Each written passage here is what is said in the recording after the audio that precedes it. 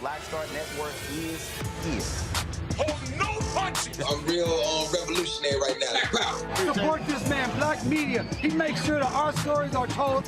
Thank you for being the voice of Black America, Roland. Stay black. I love y'all. All momentum we have now, we have to keep this going. The video looks phenomenal. See, there's a difference between Black Star Network and Black-owned media and something like CNN. You can't be Black-owned media and be scared. It's time to be smart. Bring your eyeballs home. You dig?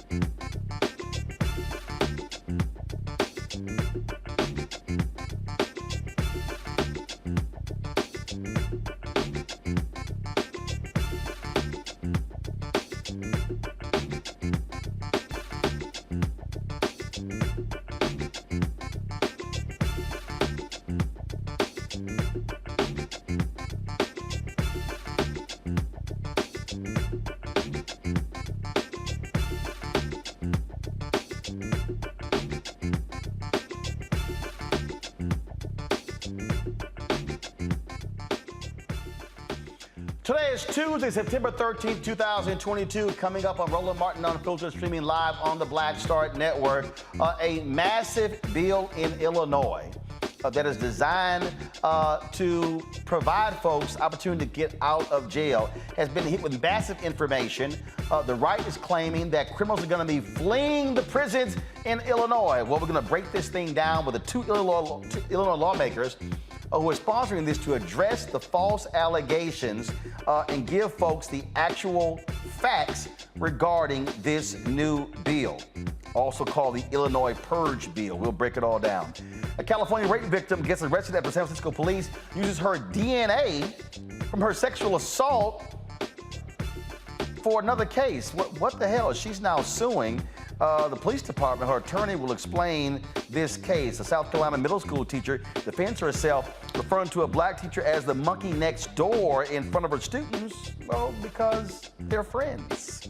A federal judge has temporarily halted Arizona's law preventing the video recording of law enforcement within 8 feet, saying it violates the First Amendment. Also, Stacey Abrams, she's running for governor of Georgia. I talked with her about her campaign and what she's looking for, what she needs to do to beat incumbent Brian Kemp. Also, in today's marketplace, we'll also share with you Sheila Johnson. What does she do? She actually owns a hotel now in D.C. She owns Salamander Resorts, but she announced yesterday that new hotel, Salamander Hotel, formerly the Mandarin Oriental. Folks, a lot we're going to talk about today, and we'll also talk with Michael Bearden about his mentor, the late jazz pianist Ramsey, who passed away yesterday at the age of 87. You're watching Roland Martin Unfiltered, the Black Star Network. It's time to bring the funk. Let's go. He's got it. Whatever the miss, he's on it. Whatever it is, he's got the scoop, the fact, the find. And when it breaks, he's right on time and it's rolling. Best believe he's knowing. Putting it down from sports to news to politics. With entertainment just for kicks, he's rolling. It's on go, roll, y'all. It's Roland Martin, rolling with Roland now. He's funk, he's fresh, he's real, the best, you know he's Roland Martin now.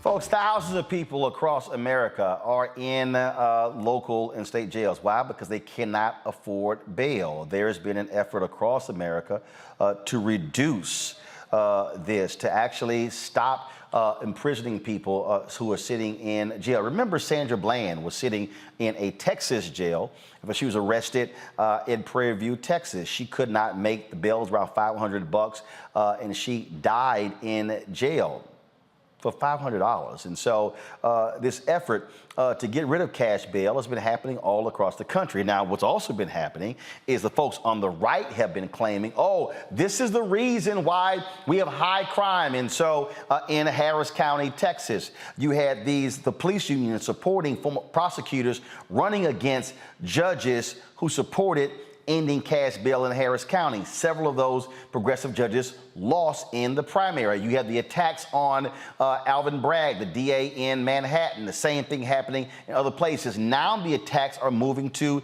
Illinois, where they're calling this, oh, the Purge bill. Well, it's actually, that's not the case. So Illinois has passed the Safety Act. Now, again, it lays out in a very strong way exactly what this means, yet for two. But what's happening, though, is you've got tons of misinformation that is going on. Folks are on social media trying to debunk it, but we know what happens when the right takes that lie and begins to amplify it. It goes on and on and on. Here is one of those efforts to try to keep the lies at bay.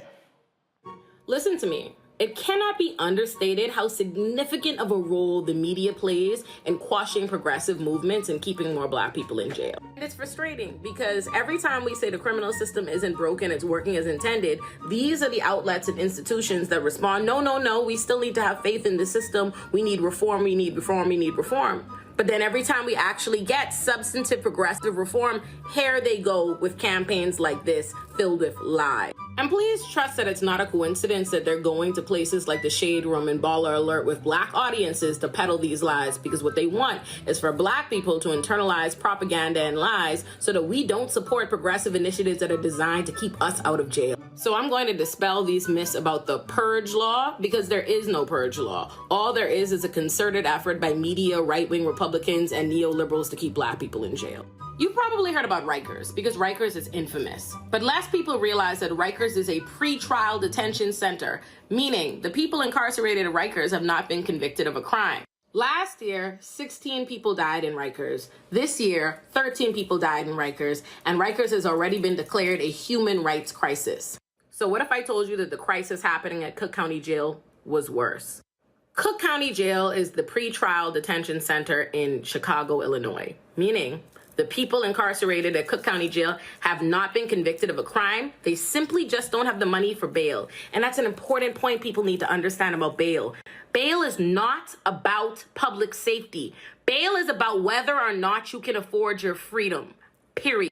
I am a public defender who represents people that are incarcerated at Rikers, where people are killed, people are beaten, people are sexually assaulted, people spend years of their life. And I'm telling you that I was floored to find out that there are people sitting in Cook County Jail waiting on a trial for 4 years, 8 years, even 11 years.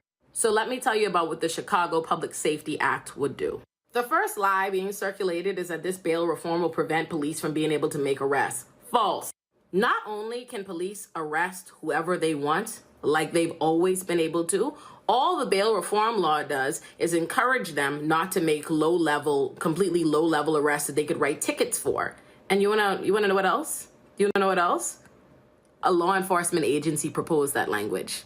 What the Public Safety Act would take low-level crimes, low-level misdemeanors, non-violent crimes, and instead of those being bail eligible, where you sit in jail because you don't have the money, you fight your case from the outside because now judges cannot set bail and keep you incarcerated for something they probably otherwise would not have been able to.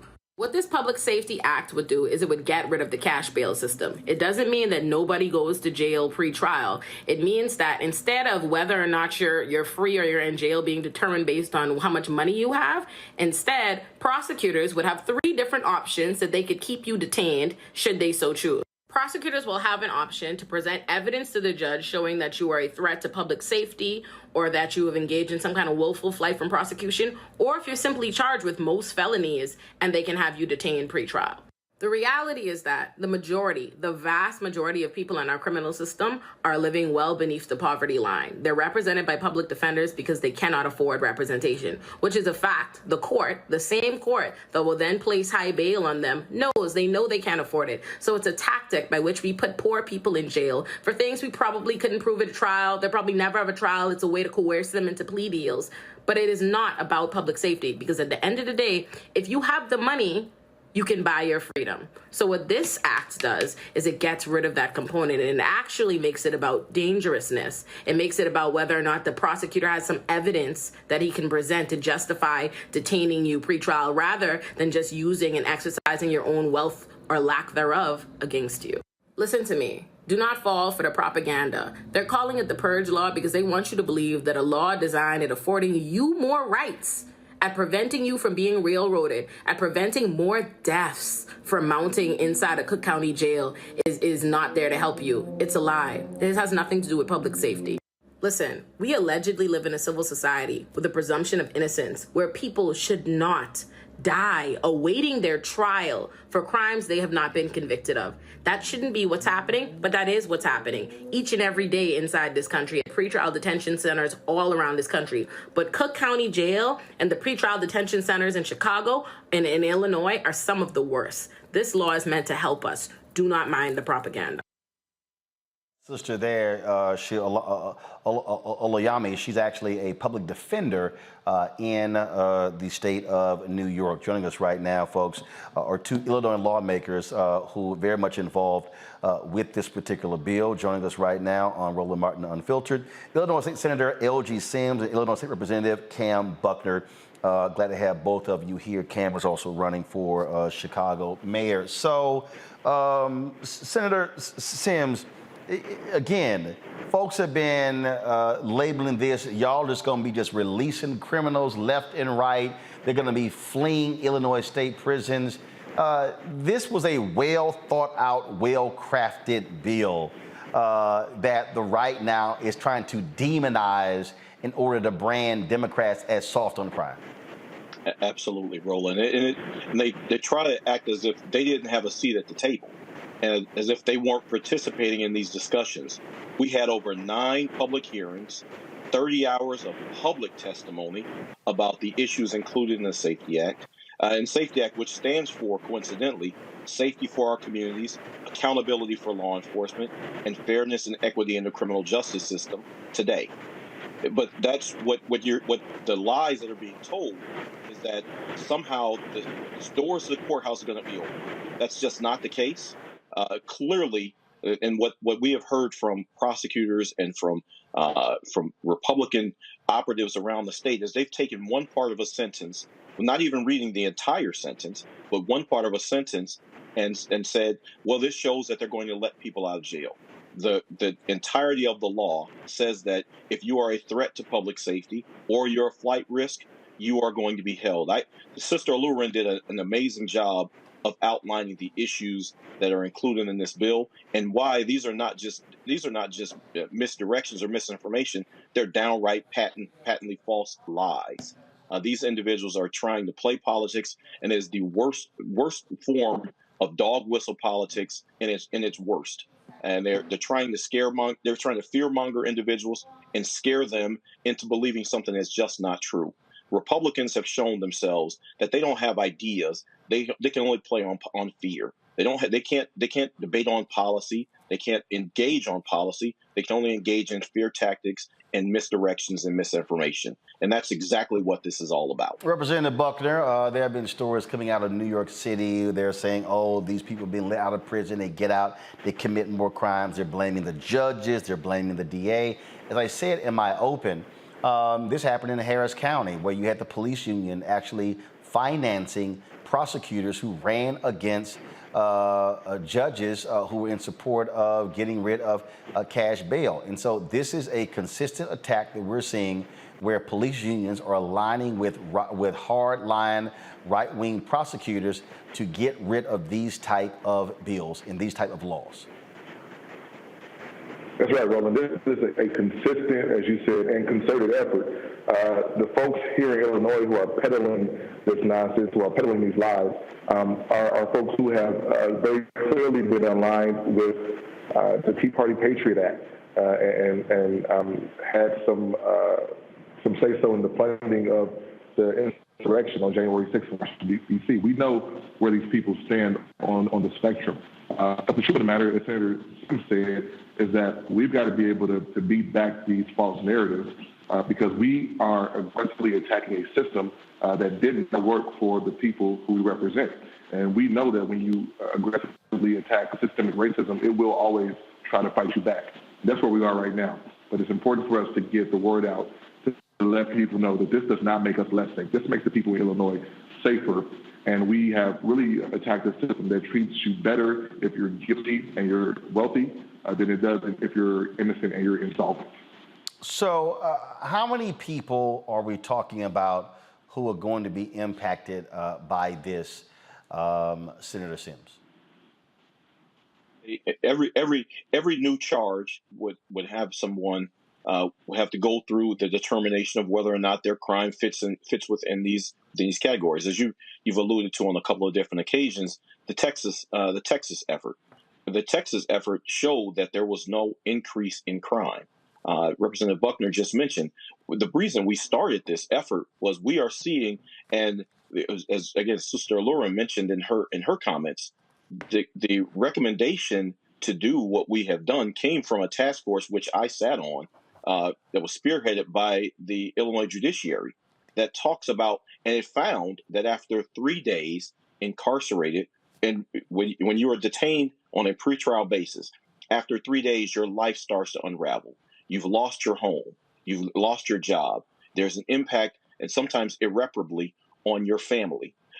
So the efforts that we're taking are to make sure that we keep low-level offenders out of the criminal justice system, but then that there is a determination made about someone's threat to public safety and whether or not they're willful flight risk. That one of the memes that's going around suggests that second-degree murderers or kidnappers won't be held in custody. Again, as a scurrilous lie that plays on the worst fears that individuals have. But what we're trying to do is make communities more safe by engaging in stripping systemic racism from the criminal justice system. We don't really have a criminal justice system. We have a criminal legal system. And right now, that criminal legal system is not acting on behalf of all of its participants. So that's why we have to have a system. That's why we focus on equity, fairness and equity in this criminal justice system, so we can have truly justice, not just a criminal legal system. Representative Buckner, isn't it also a fact, the bottom line is you're spending a ton of money having people in jails, and so if they're low-level offenders and don't have to be sitting in a jail, isn't that saving taxpayers money? It is, Roland. We spend more money on incarcerating people in this country, in this state, than we do on educating them or feeding them or housing them or clothing them. We're talking about a purely economic argument here. This is good for municipalities. We are making sure that we don't tax jails for people who don't need to be here. You talked at the open about Sandra Bland, who died in your home state of Texas, who was an Illinois native. We talk about Cleve Browder. We can talk about a number of folks around this country who have found themselves with petty crimes, incarcerated, and then they don't make it out. This is not okay. This is not in line with the humanity we should have as we move forward. And once again, this law will do the right thing to make us all safe and to make our criminal legal system push further towards justice. All right. I want to thank both of you for joining us, Senator L.G. Sims, Representative Cam Buckner. We certainly appreciate it. Thanks a lot. Thank you, Roland. I'm going to bring in my panel, Dr. Mustafa Santiago Ali, a former senior advisor for environmental justice at the EPA, Breonna Cartwright, political strategist, DeMario Solomon-Simmons, civil rights attorney and founder of Justice for Greenwood. DeMario, I'll start with you. I mean, the thing that we're dealing with here is you're dealing with individuals who are on the right, who absolutely believe in throw them in jail, throw the key away, we don't care, give them years and years and years, when in fact, it's also red states that realized they were going broke by doing this. Kansas was one of the first states that realized we can't keep imprisoning people. You've had other states, that red states, that people like, you just can't keep this. And then the problem is you got people like Senator Tom Cotton of Arkansas, and I'm looking for the tweets where he literally said, the problem is not over-incarceration. This fool actually said, we're not putting enough people in prison. That's how sick and demented these so-called Jesus-loving white conservative Christians are. Well, you shouldn't be surprised, because it was the first slave ship that brought enslaved Africans over to America was named the Jesus. So this has been a long tradition of white supremacists utilizing their religion to oppress and subjugate black people. You also have to remember, Roland, and I know you know this, the 13th Amendment, as we all know, outlawed enslavement in America in the first part of it. But the second part says, unless you are convicted of a felony. And they have utilized that since the ending of slavery in 1866, to continue to have chain gangs, put us in jail and do convict leasing. And now they have private prisons. And this is why it's so dangerous. When they talk about these prisons, school to prison pipeline, and the kind of re-upping of the crime bill of 1994, kind of 2.0, with the president talking about more police officers and more law enforcement. What that means for us as black people is more imprisonment. And with these private prisons, people are making millions and billions of dollars off us being actually in prison. So yes, the states may be going broke by imprisoning folks, but there are private, wealthy corporations and individuals that are making millions of dollars. This is dangerous. We must continue to fight against it. I applaud the two brothers that you had on that's pushing this particular bill. This needs to happen all over the place. And one last thing I would say, pretrial detention here in Oklahoma City, we had 13 inmates die in Oklahoma County Jail.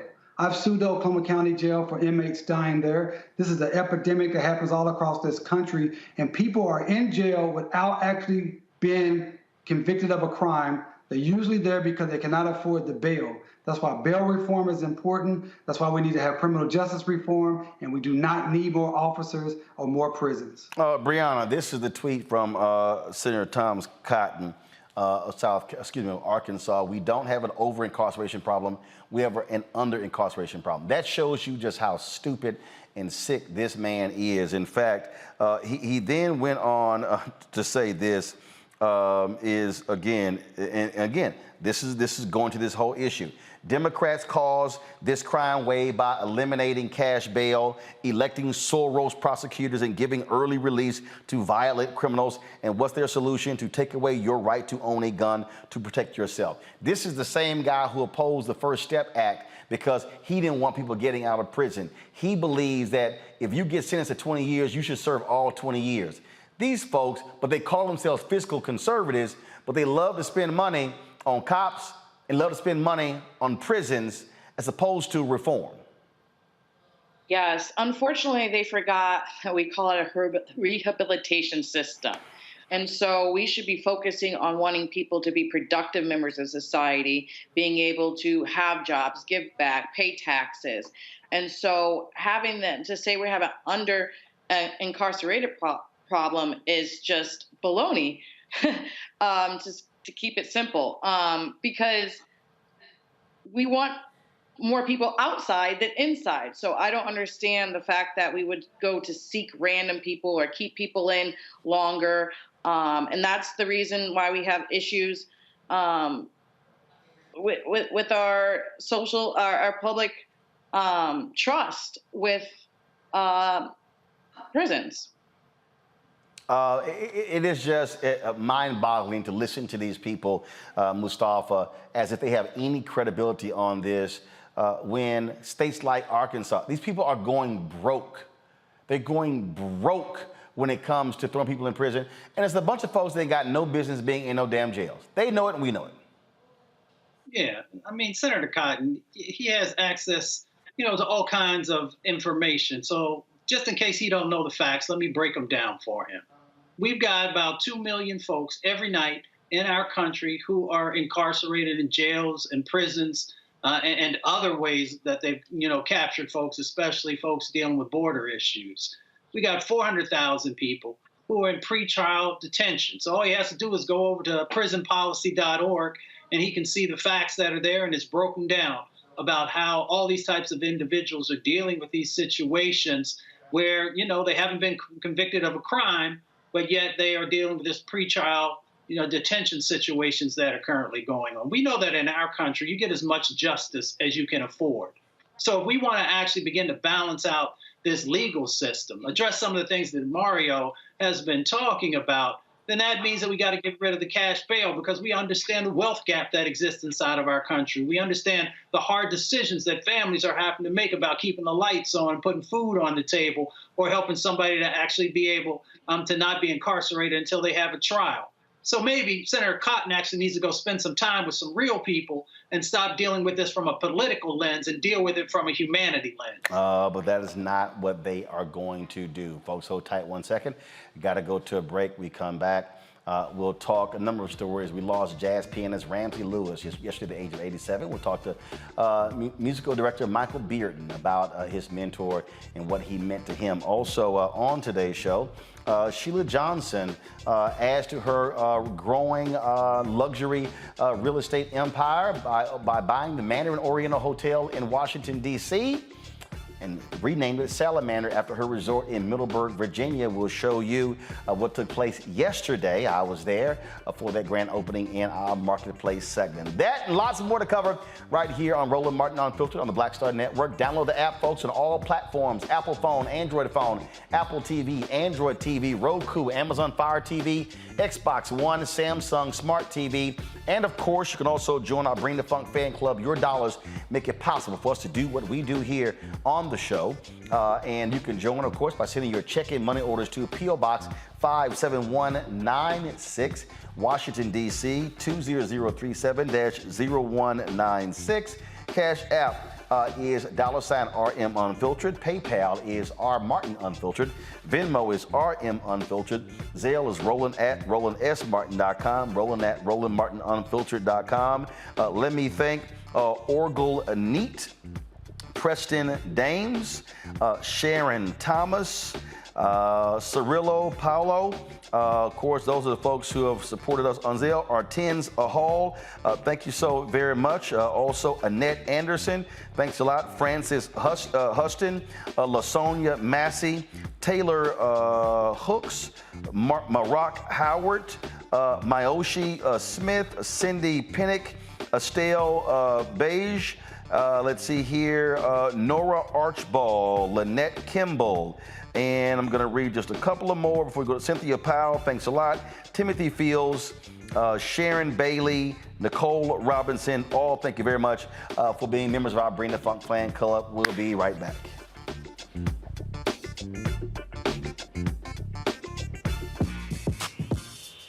When we invest in ourselves, our glow, our vision, our vibe, we all shine.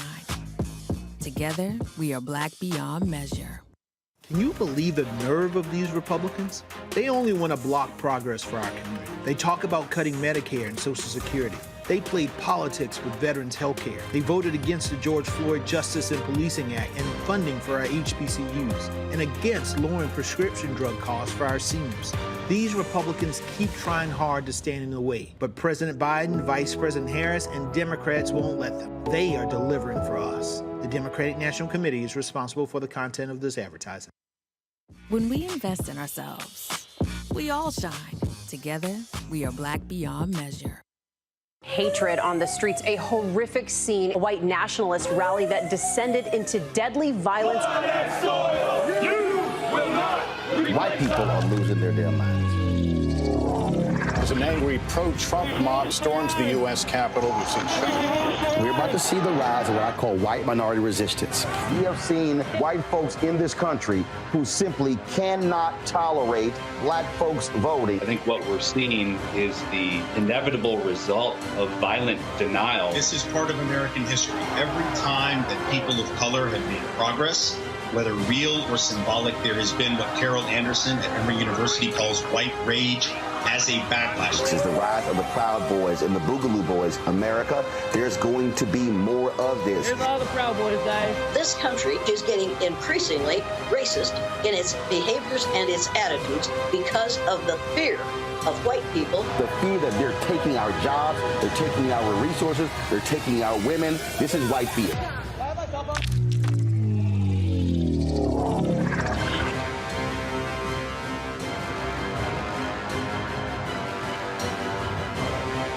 Hey everybody, it's your girl Lunel. So what's up? This is your boy Earthquake. Hi, I'm Chaley Rose, and you're watching Roland Martin Unfiltered.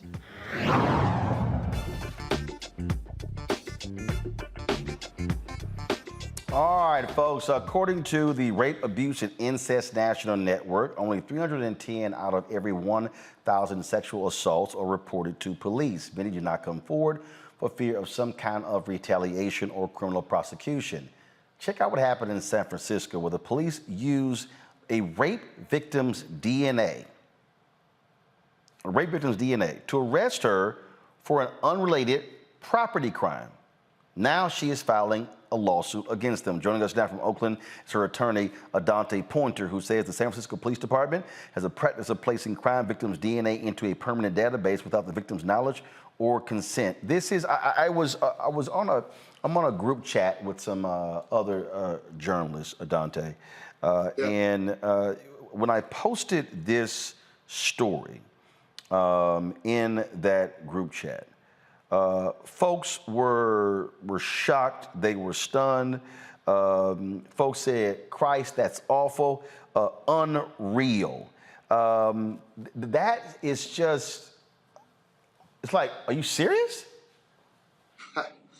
Unfortunately, we are serious, and it's not unreal. It sounds like it's something that comes from a movie, a sci-fi movie about a dystopian future, when in reality, it is our reality. And it's not just something that's confined to what's happening in San Francisco. This is probably happening in other jurisdictions, other police departments, other cities, other states within this country, in that the government obtains crime victims' DNA or biological information stored in a database and then use it as they see fit and do unconstitutional searches in a way to where they're either trying to match people to crimes or any other government interests that they're pursuing. And so this is something that cannot go on. And, we filed this lawsuit because this courageous lady was willing to come forward and not only bring this to light, but also stand up for the rest of crime victims everywhere else. So they actually think this is justified? They certainly did, and in fact, the crime lab director said that this was their routine or daily practice, which essentially as someone, and the only way you could get into this system, or I should say the way she got into the system was as a sexual assault survivor. So she was someone who was looking for police protection and instead was violated again and re-victimized by the police in their practices. So, this is standard procedure, and this is what and how they were treating crime victims in San Francisco. And frankly, as I mentioned, there's thousands of other people who had their rights violated who were also in that crime victim database. And I also understand there was a similar lawsuit that was filed in the state of New York. This reminds me of, we've had these stories where people who have done these ancestry DNAs, and some of these companies have actually shared data with the FBI or other law enforcement agencies. Yeah, this is a practice that is not just limited to the government, and that just shows the dangers of what they're engaged in. This is a very slippery slope in that once a person or once a government entity or any entity has your DNA evidence, we are still unlocking the mysteries of DNA. But one thing that we do know is it's one of the most unique identifiers. It's one of the most personal things that you have just by your very existence as a person and as a human. And so as DNA science is becoming more expansive, as corporations find out how they might be able to use it and exploit it or monetize that, as the government finds ways to how to track and monitor and project people's health outcomes in the future, or what they think is your characteristics and the way in which you might behave. There's any number of ways this DNA can be used to impact not only individual people, but also groups of people or target people within society. So we have to be very vigilant and understand that this is something that we cannot, as a supposed civilized society, stand for. It makes total sense whatsoever. And we're talking about a property crime? What was it? Yeah, this was a retail theft. So, we're talking about something that she came to police looking for help in what was, obviously a very low point, a very a tough, difficult point in her life, having to be a survivor, to only then be victimized by the police years later. No one ever came to her and told her that they were still holding on to this DNA evidence 6 years later. No one ever told her that she could be subject to taking the information that she trusted them with and that they betrayed that trust and it would be weaponized against her. This is something she only found out about when she was at another difficult point in her life, going through a domestic violence or domestic disturbance situation, and the police show up to her door. She needs the help. Neighbors called for help, and as opposed to, ameliorating the situation, the police say, hey, you know what? You have an arrest warrant. And it wasn't until she was sitting in jail, unable to make bail, did she find out what this arrest warrant was based upon. And that was DNA evidence that she had given to the police 6 years prior. And so, this has stirred up a whole list of emotions for her because it's forcing her to relive the underlying trauma. And, they've re-victimized her again. And we all know that we as in the African-American community, have a very, very, very horrible, or some might say negative, or just the reality of it is we've been targeted by the criminal injustice system for far too long. And so this is just another slight, another slap in the face, another reason why our community has a healthy distrust for police and the criminal justice system. Just again, unbelievable story that makes no sense. And you're right, I can only imagine how this woman is feeling. Dante Pointers, really appreciate it. Thanks a lot. Thank you. Brianna, I'll start with you. Look, you talk about a slippery slope because I mentioned ancestry. I mentioned, again, when you start giving over, we used to be fingerprints. Now you start giving over your DNA, and then you don't know who these companies are selling your information to and whose hands it is going in. Right. I've heard it passed before with ancestry, and a lot of people saying, okay, I don't want to know my ancestry. It's not worth it in order for my DNA to be taken. And what they can do with the DNA, right? What the government might they found the crime, but they might do something that's even more of a slippery slope that's against your rights. And it's just the most overreach of the government in the highest order. And I'm glad that California has created a law to prevent this from happening again. But we definitely need more, I think, federal protections over it, not just state by state, because the government shouldn't be able to take our most precious genetic code, right? We've had people exonerated from realizing that it was the wrong DNA. And so that shouldn't just be freely taken and used against people's wills. Indeed, and you just sit there in DeMario. I mean, again, a woman gets raped, and they're using that DNA to arrest her for a property crime. Wow. Well, we just dealt with this here at the Justice for Brewer Foundation, dealing with the Tulsa Race Massacre, where the city of Tulsa set up a program that's just a PR pitch, really, and said they found these mass graves that we've been pushing for many years. And they said, oh, we need to get DNA from Black Tulsans and former Black Tulsans so we can try to match who these individuals that we put into the ground in a mass grave. We rang the alarm.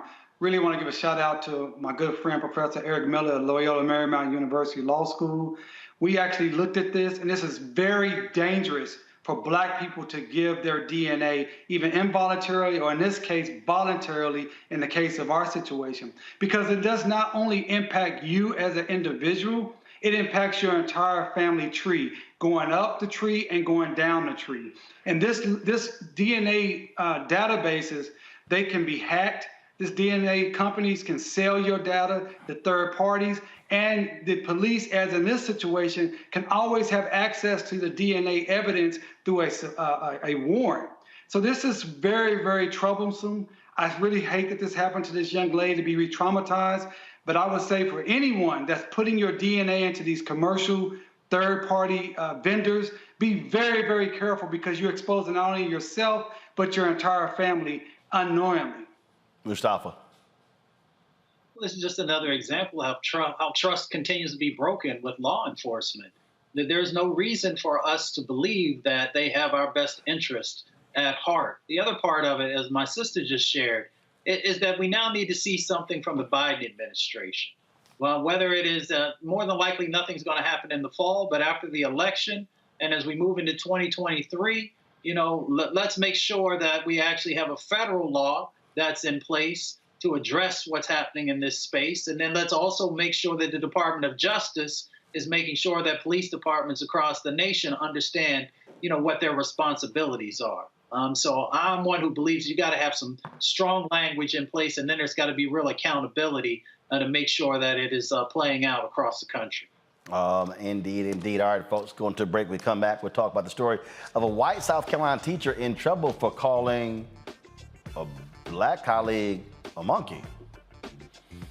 Okay. Also, whilst Aretha Franklin being followed by the FBI, and Brett Favre, rich white quarterback, taking money for the poor. And he said, is the media gonna find out? Now we have. We'll show you the text messages next on Roland Martin Unfiltered on the Black Star Network. Hey, folks, don't forget today, my book, White Fear, dropped all across the country. It is White Fear, How the Browning of America is making white folks lose their minds. You can get it everywhere. Barnes & Noble, Amazon, Ben Bella Books, the publisher, IndieBound, Bookshop, Chapters, Books A Million, Target. Also, go to your favorite Black bookstore. You can actually have them, get it from there as well. And, of course, the book is available on Audible as well. Yes, I did the audio recording, so all platforms. So get White Fear, How the Browning of America is making white folks lose their minds. It is out now. Back in a moment.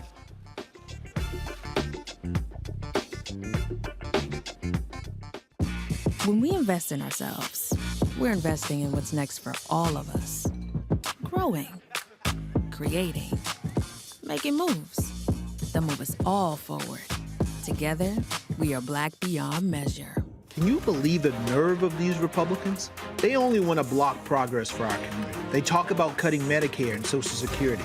They played politics with veterans' health care. They voted against the George Floyd Justice and Policing Act and funding for our HBCUs, and against lowering prescription drug costs for our seniors. These Republicans keep trying hard to stand in the way, but President Biden, Vice President Harris, and Democrats won't let them. They are delivering for us. The Democratic National Committee is responsible for the content of this advertising. When we invest in ourselves, our glow, our vision, our vibe, we all shine. Together, we are black beyond measure. When you talk about blackness and what happens in black culture, we're about covering these things that matter to us, speaking to our issues and concerns. This is a genuine people-powered movement. There's a lot of stuff that we're not getting. You get it, and you spread the word. We wish to plead our own cause. Too long have others spoken for us. We cannot tell our own story if we can't pay for it. This is about covering us. Invest in black-owned media. Your dollars matter. We don't have to keep asking them to cover our stuff. So please support us in what we do, folks. We want to hit 2,000 people, $50 this month, raise $100,000. We're behind 100,000, so we want to hit that. Y'all money makes this possible. Checks and money orders go to P.O. Box 57196, Washington, D.C. 20037-0196. The Cash App is $RM Unfiltered. PayPal is R Martin Unfiltered. Venmo is RM Unfiltered. Zelle is Roland at RolandSMartin.com. Hey, I'm Donnie Simpson. Hi, I'm Eric Nolan. I'm Shantae Moore. Hi, my name is LaToya Luckett, and you're watching Roland Martin Unfiltered.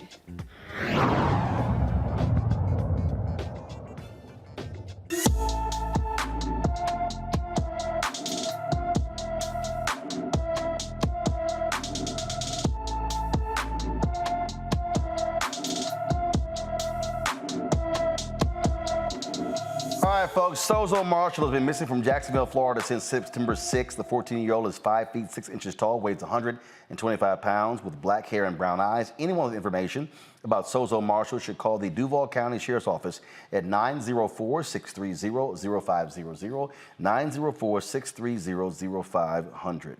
Folks, a white South Carolina teacher, middle school teacher, is under investigation after admitting to using a racial slur and calling a fellow teacher a monkey. A black 8th grader at Oak Brook Middle School told his mother his teacher referred to a black professor as the monkey next door. This happens to be the same teacher who asked her class to participate in a cotton picking activity where she brought in raw cotton for the class. The child's parents alerted the Dorchester District School Administration to address the situation, but it's unclear if they got back to her. Now, according to the local affiliate, WCIV-TV, there's a recording where the teacher is heard admitting she made the monkey statement, but says she didn't mean it that way. She defended her statement by saying the teacher she was referring to is her friend, who she calls that. The Dorchester School District has issued the following statement. Dorchester School District 2 takes every allegation seriously. We are currently investigating an alleged incident at Oak Brook Middle School. We do not comment on personnel matters.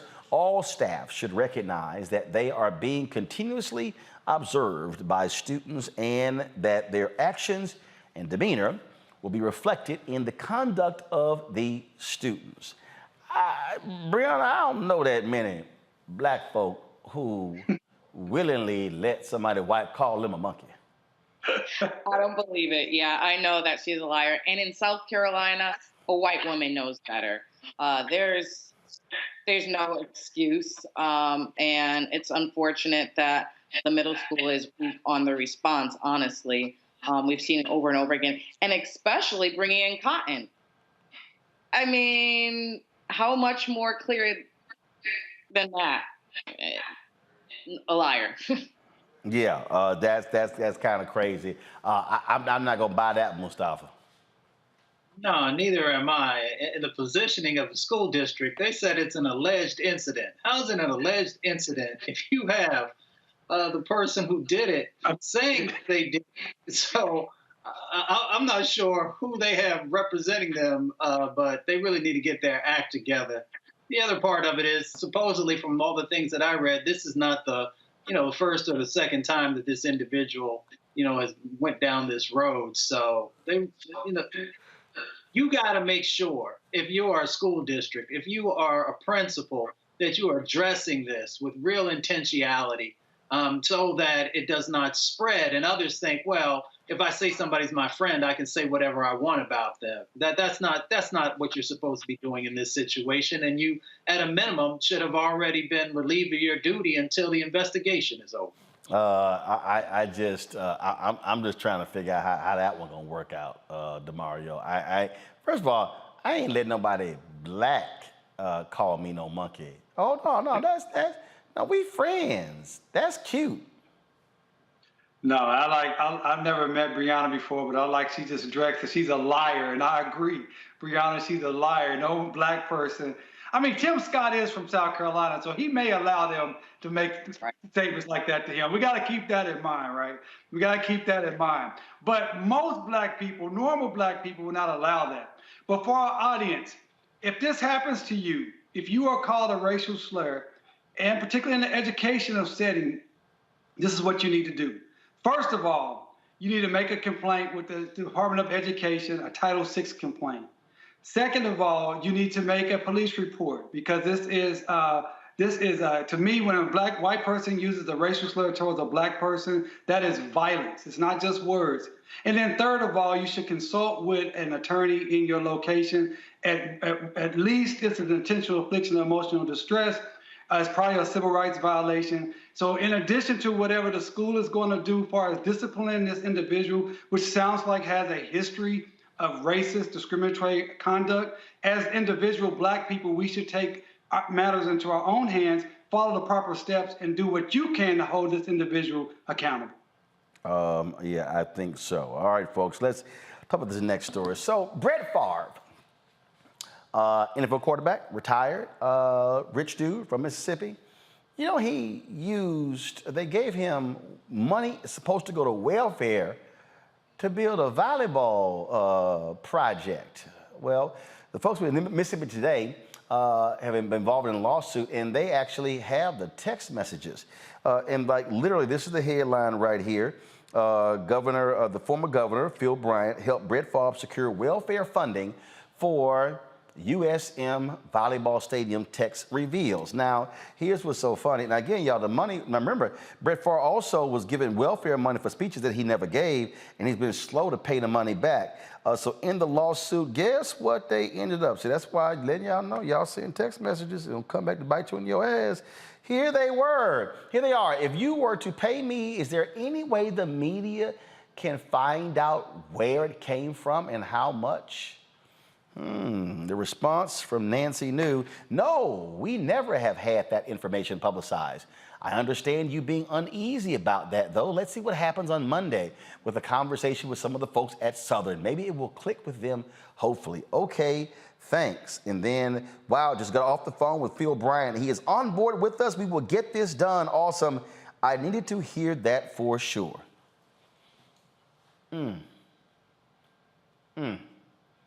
We're talking about, DeMario, a state with the highest child poverty rate in the country, and you have folks in Mississippi using money for welfare folk who need that money, going to a rich, retired NFL player. You know, that's the American way, to make white men who are rich, to make them richer, to pay them for not doing anything. That's how America was built upon our labor, built upon our sweat, built upon our brawn and our brains. And this is just a continuation of this. The fact that Brett Favre was not already arrested when it came out more than a year ago that he took money and did not, federal funds, hundreds of thousands of dollars, and did not perform these speeches. That is fraud. That is fraud. And they want to talk about black people and welfare queens. This is the biggest welfare king as you can possibly imagine in Mississippi, a Hall of Fame quarterback. This guy should be prosecuted. Everyone that participated on those text messages from the governor on down should be prosecuted. They should be, what is the DA over in Georgia utilizing? The RICO statutes, when you are having a criminal conspiracy working together to defraud or create crimes. That's what we have here in these text messages. They should be prosecuted. They should be ashamed of themselves, but they're not. But I hope that the federal government will come in and prosecute Brent Favre and the entire everyone that stole that money. Mustafa, what's shameful is that the welfare acceptance rate in Mississippi is less than 2%. This is a state with a bunch of broke people, and they hate giving them any federal welfare money. They do. You know, I've tracked some of this before. They will let you suffer and suffer and suffer and maybe even die before they will actually give you those benefits. But DeMario was on to something. So wherever those federal funds came from, and there are a couple of different agencies and departments that they can come from, they actually should be doing a forensic audit of what's going on in Mississippi, because if they don't, then they have some responsibility also for allowing these types of things to go on. And then the question becomes, you know, are you actually going to step in? Since we know that Mississippi has not been living up to what the responsibilities are that are tied to these dollars. So it'll be interesting to see how this all plays out and if the Department of Justice actually gets engaged as well. I'm just saying, Breonna, it's taxpayer money. What's up? It's taxpayer money. Yeah, I think that Brett should go to jail, as we've seen constantly this year. The issue with PPP loans, and the government is very confident in locking our community up for fraud of that, even if paying it back. And so this is even worse, right? We're building big businesses off of the back of poor. We see it time and time again with increasing fines because parking and so forth. It costs more to be poor. And so the fact that he took this money that should be going to the poor, and the funny part is he knew it was wrong, because the text message says, well, anybody going to find this out? And then they leaked it themselves. And so something needs to be done. This definitely needs to be repaid back with interest ASAP.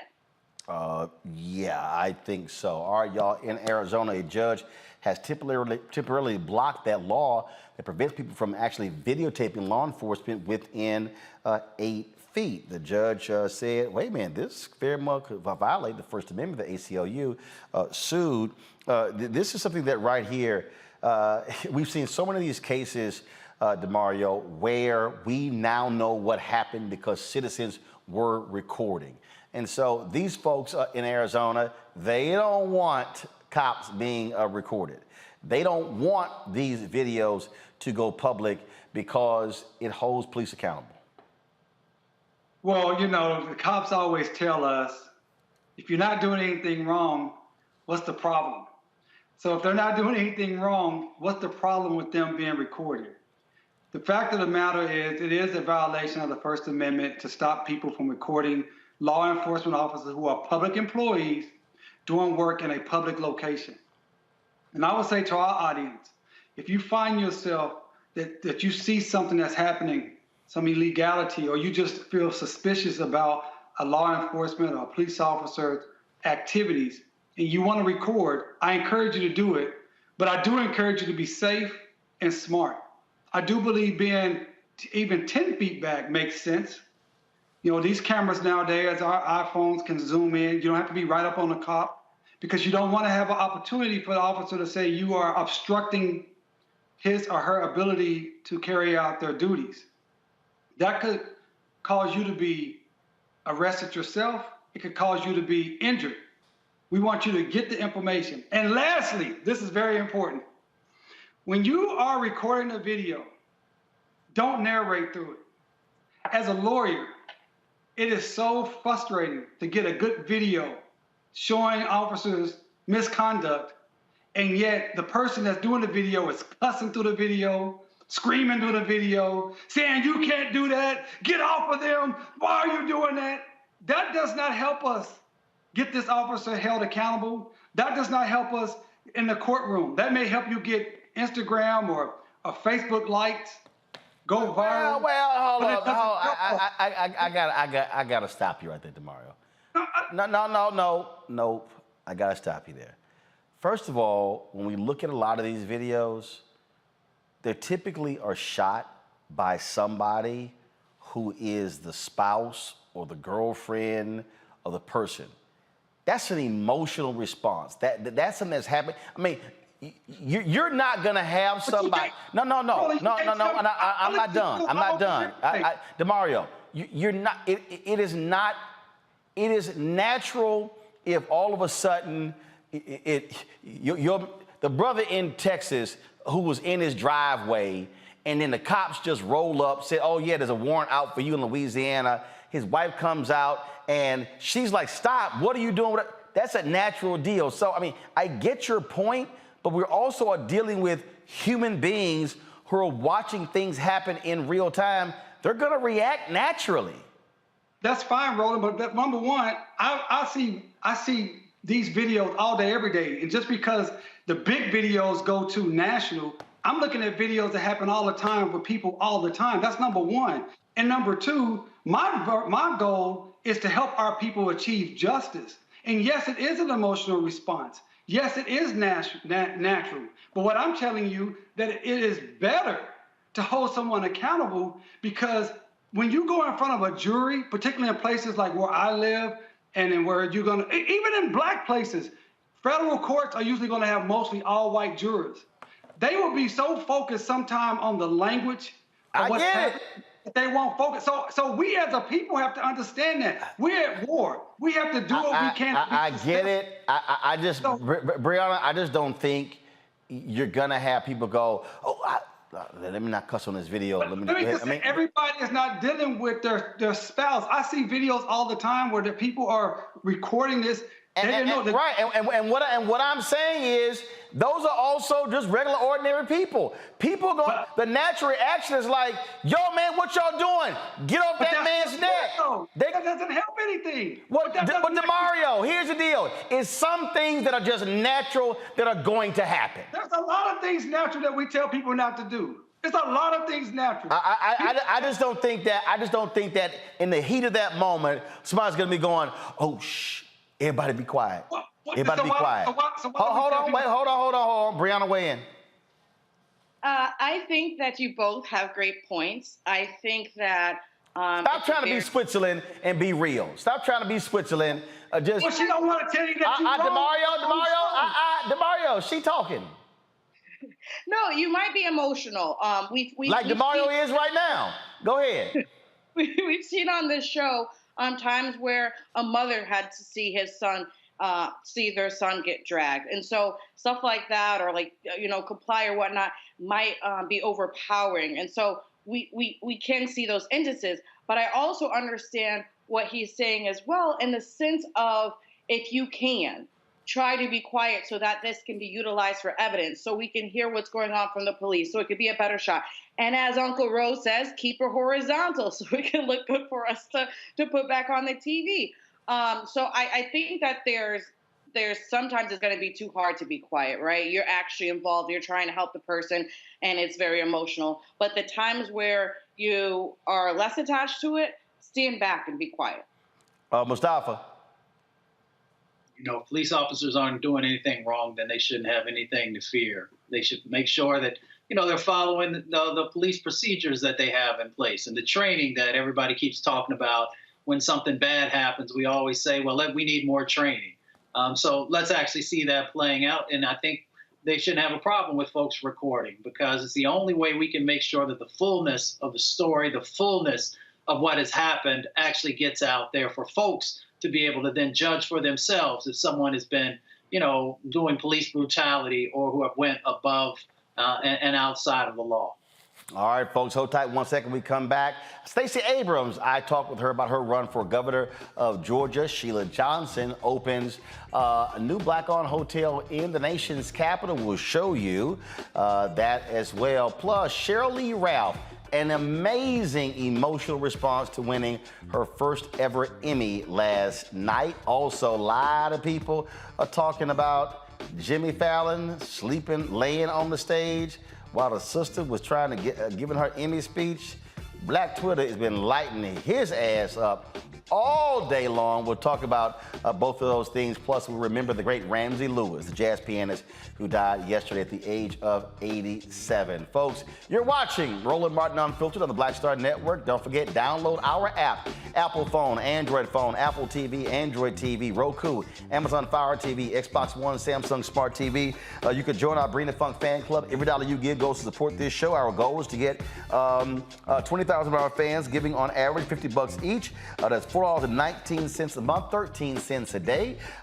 Please do so. Our goal is to raise $100,000 this month, so we need 2,000 fans contributing at least $50 each to hit our goal. Cash, again, check and money orders go to P.O. Box 57196, Washington, D.C. 20037-0196. Cash App, $RM Unfiltered. PayPal is R Martin Unfiltered.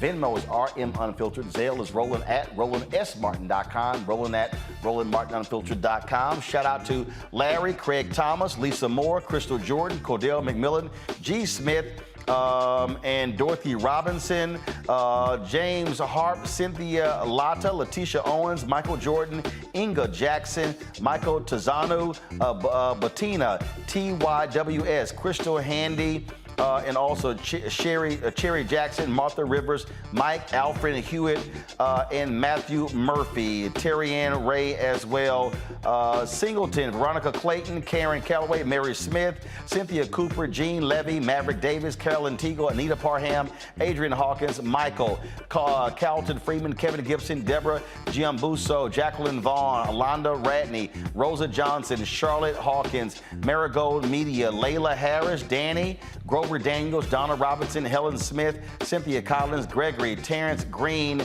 Reginald Sanders Sr., Joseph Terry, Tretta Alexander, Chanita Grant, Joy, let's see here, Dr. Daphne Davis, Anita, and let's see, Eloise, Antonio Heath, Jeffrey Holt, Sharon Gist, Juan Bell, Tamala Nichols, Laura Bryant, Stephen Waters, Tawana Mason, Paul Broadnax, James Hunt, Thomas Hart, Robin France, Diane Johnson, Lewis Kelly Jr., Tommy Williams, Danielle McGee, Thomas McCroskey, Rendell Chamblay, Briante Brewer, Jennifer Dungy, Denise Mazant, Phyllis Bell, Carl McKenzie, Eaton Hart, Nathaniel Bonner, Donnie Alford, Gwendolyn Allen, Desmond Carter, and Monica, all who gave on Cash App. We appreciate it. Thanks so much. Back in a moment.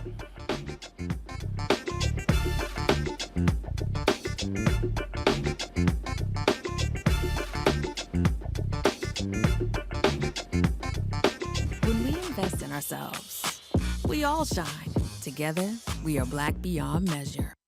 I remember being with The View when they said, we want to extend your contract. And I knew God said, it's time to move. It's time to go. And everybody was saying, Sherry, you got a great job. You're making all of this money. And I said, no, it's time. And they said, you ain't gonna be able to, you've been away from Hollywood. And I said, it's time to go. And when I didn't, that's when I realized I was about to go through this divorce and it was gonna be expensive, it was gonna be a lot.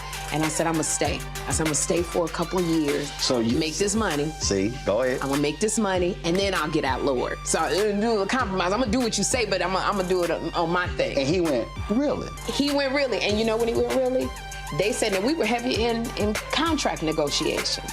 And they came, my manager called, she said, they're not gonna renew your contract. And I went, hey, so wait, what? Just yesterday, they was offering me more money. She said they just decided not to renew your contract.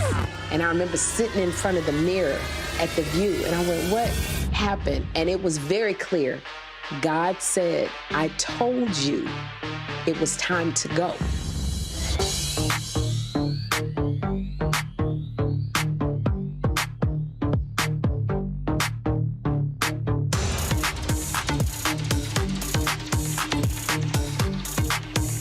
When we invest in ourselves, we're investing in what's next for all of us. Growing, creating, making moves that move us all forward. Together, we are black beyond measure. Hi, I'm Vivian Green. Hi, this is Essence Atkins. Hey everybody, this is your man Fred Hammond, and you're watching Roland Martin, my man, Unfiltered.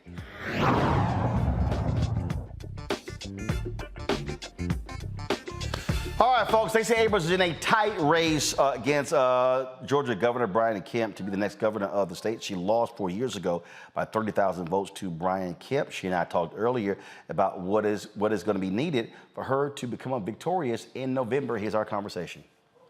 All right, Stacey Abrams, glad to have you on the show. It's been a while. You've been out and about on the campaign trail. Let's get right into it.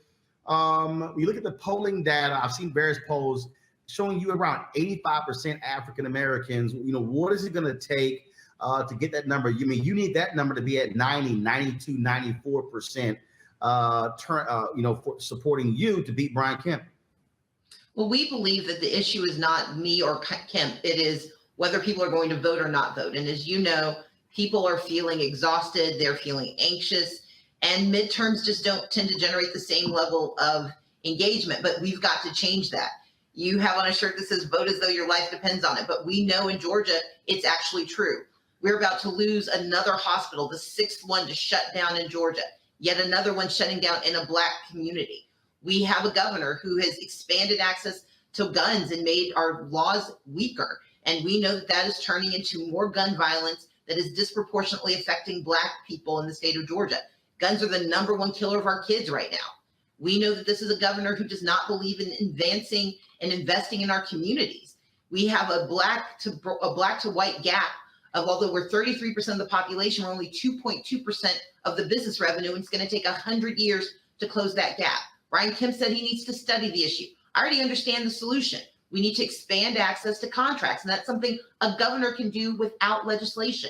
These are all issues that are affecting the Black community right now. Governor Kemp does not have our best interest at heart, but we need people to believe that not only do we deserve more, we can have more. And when that is the case, when people believe that, we'll see those numbers go up, because it's not about whether it's me or Kemp. It's about understanding that Kemp is dangerous for the Black community and that I am the solution to so many of the challenges we've been seeing for the last 20 years. When we talk about one of the things that, as I look at polling data, also when it comes to Black men, I've been sounding this alarm for 10 years. There's a 9-point gap between Black men and Black women with Obama and Romney in 2012. It was up 13 points. Trump and Hillary Clinton. When you look at the senatorial race in North Carolina between Cunningham and Tillis, the number is around 18%. What is your message to Black men? What are you hearing out there? Because there's a lot of dissatisfaction with President Joe Biden, a lot of dissatisfaction with Democrats, where a group of Black men saying, hey, if you're not appealing to me economically, I'm not going to support you. What are you saying to them? Well, I begin by saying that we have seen what Brian Kemp is not willing to do. He got PPP for his business, but most Black businesses in Georgia didn't get a dime, and he did nothing to help prop up or invest in Black businesses. I did. Through my private company, we helped move money into a number of small businesses, and I've done everything I can to help them. We know that he has done nothing to help returning citizens get access to jobs and opportunity. I want to make certain we create an entrepreneur's learner's permit so that those who finish and have served their time can get access to economic opportunity. We know that too many of our young Black men are not finishing high school, and they drop out of society. I want to create apprenticeships so they can learn while they earn. I want to make certain that we are not over-criminalizing them as they're young Black boys, but that we're also creating a pathway to higher education where technical college is once again free in Georgia. Republicans stopped that. Democrats created free technical college. Republicans eliminated it in 2011. I want to restore it. I want to make certain that we create need-based aid in Georgia. We're one of only 2 states that does not do so. And that disproportionately harms not only Black students, but Black men. Because in Georgia, you have to rely on the merit-based Hope Scholarship, and it is Black kids are the least likely to get it and the most likely to lose it. If we create need-based aid, more of our Black kids can not only go to college, they can finish college. And I want to create a solution to the fact that we are disproportionately not receiving state contracts. Right now, the governor has the authority to say to every single agency, you have to hit certain targets of purchasing from minority-owned businesses, especially Black-owned businesses. Brian Kemp won't do it, I will. But we can also create cluster contracts, and a lot of our Black business owners understand this. You hear about all those billions of dollars coming into the state from infrastructure and the Inflation Reduction Act, but you can't bid on those contracts because you aren't big enough yet. Well, I want to break those into smaller contracts that I call cluster contracts so that smaller companies can bid on them and win, because the prime subcontracting program does not work. You basically become the sub of a sub of a sub, and you get 10%. I want to make sure you get a piece of the pie, not the crumbs. And the governor can do that. The way I frame it, I want to be the Maynard Jackson of Georgia. What Maynard Jackson did for Black economic success in the 1970s as mayor, the governor can do for the entire state. And it doesn't require legislation, it requires leadership. Brian Kemp has not done it, will not do it. I can and I will.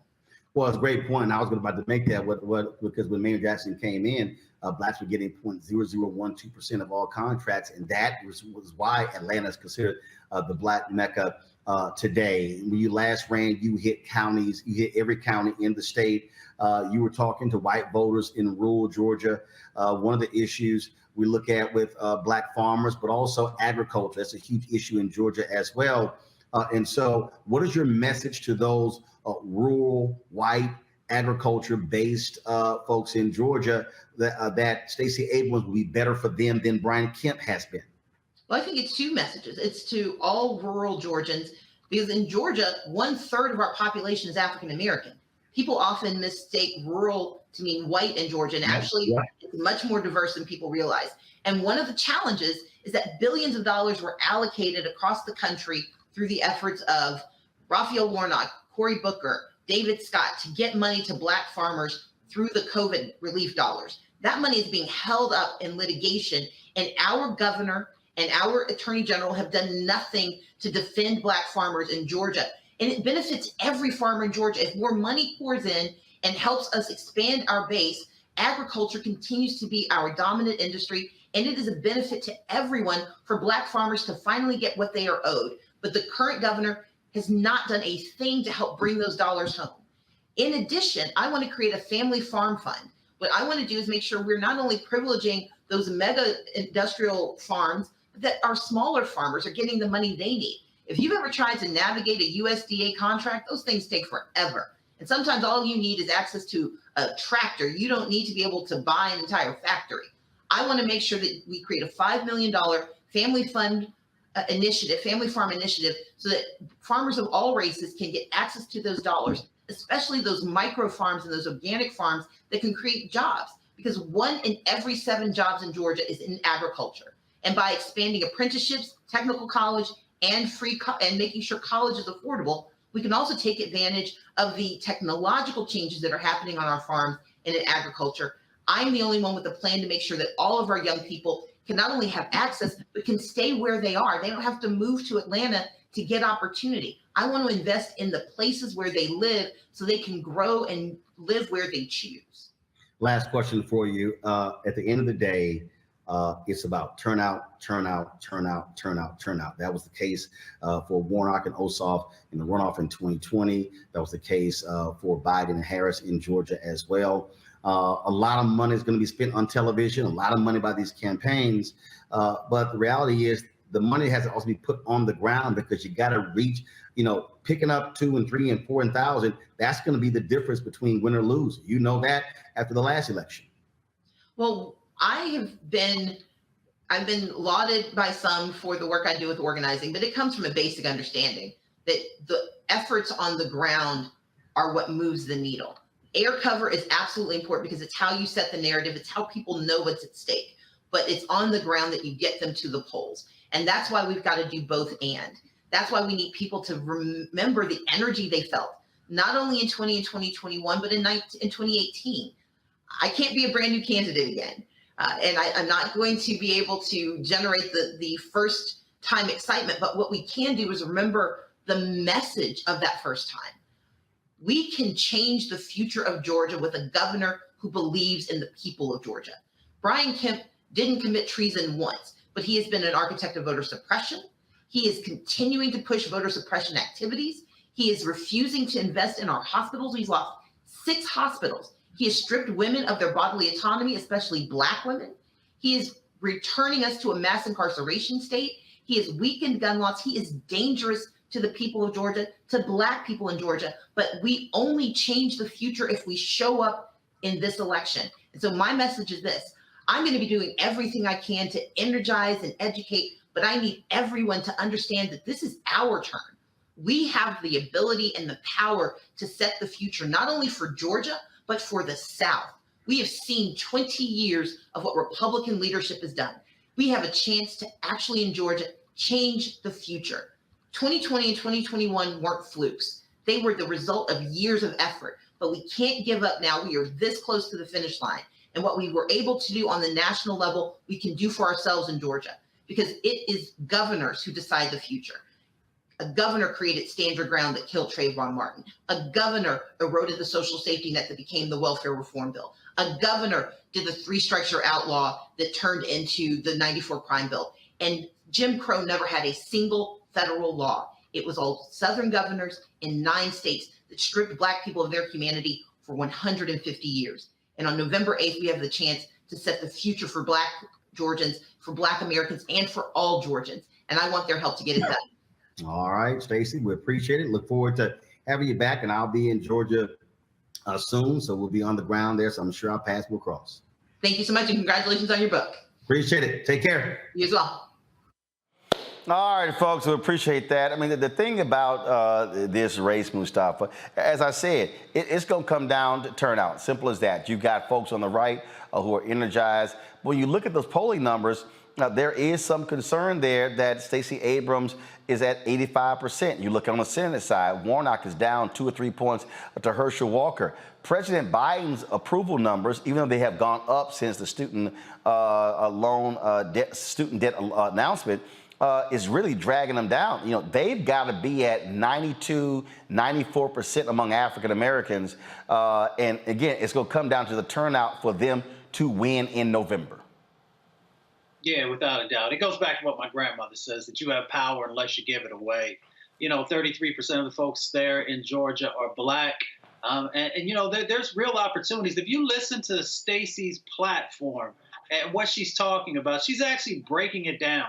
You know, all those huge amounts of dollars that are flowing. And, you know, her actually talking about the cluster grants so that folks can actually be able to access those dollars is so incredibly important.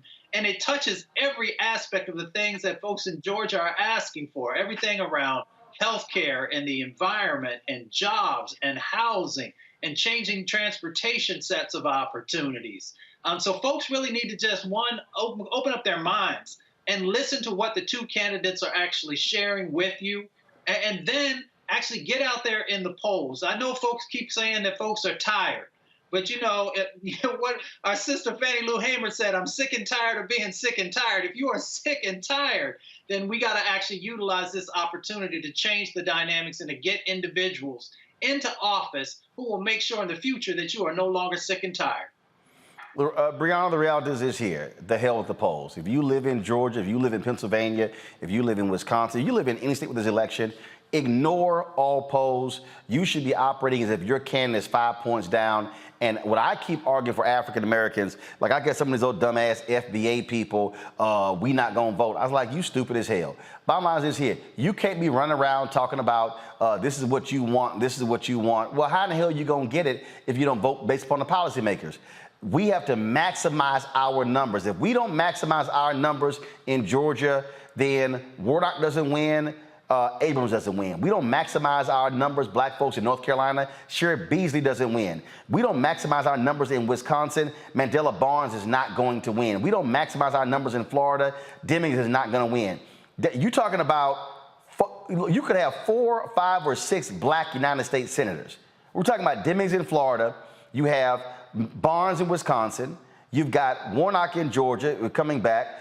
You've got, of course, you got Booker in Kentucky. You got Chambers and the other sister we had on the show who's running in Louisiana. I mean, you've got candidates who are running, but you've got to have folk who are showing up and showing out.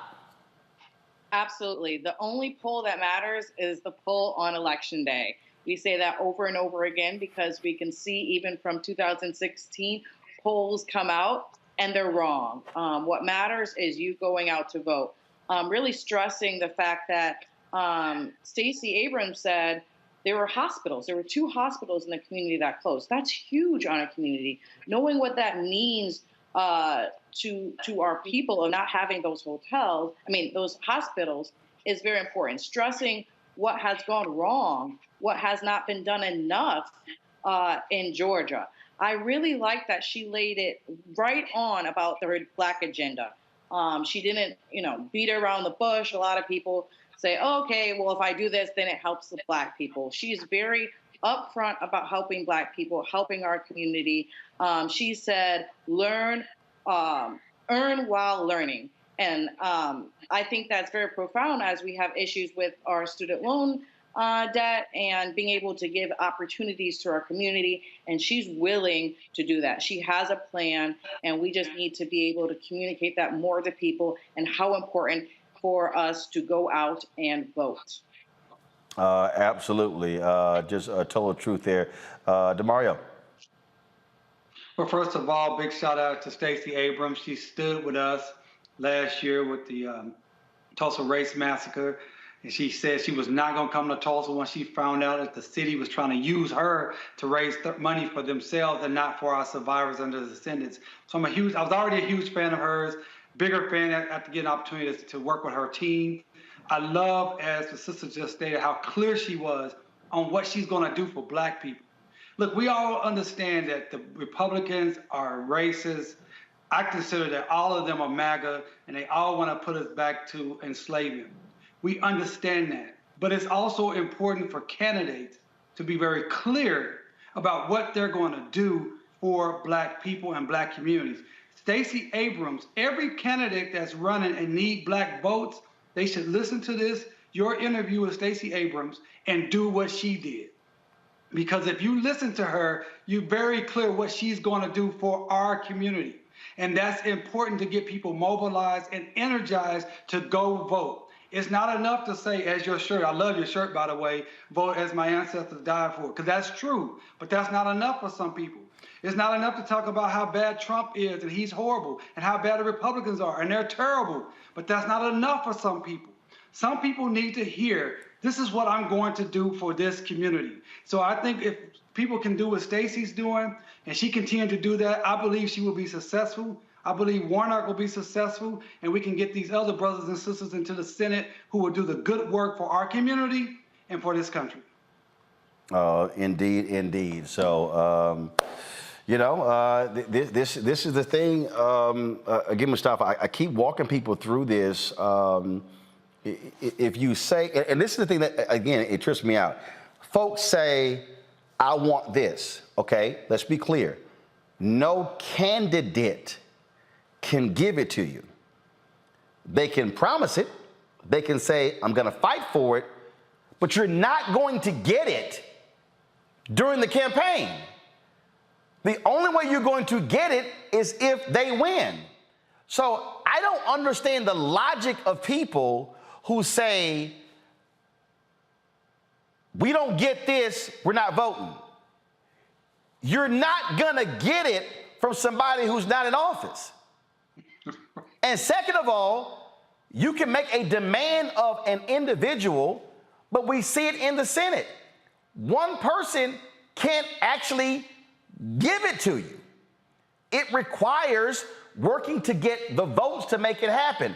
Again, I just think we got to have Schoolhouse Rock 2.0 for these folk who it's real easy to tweet something or put it on Instagram.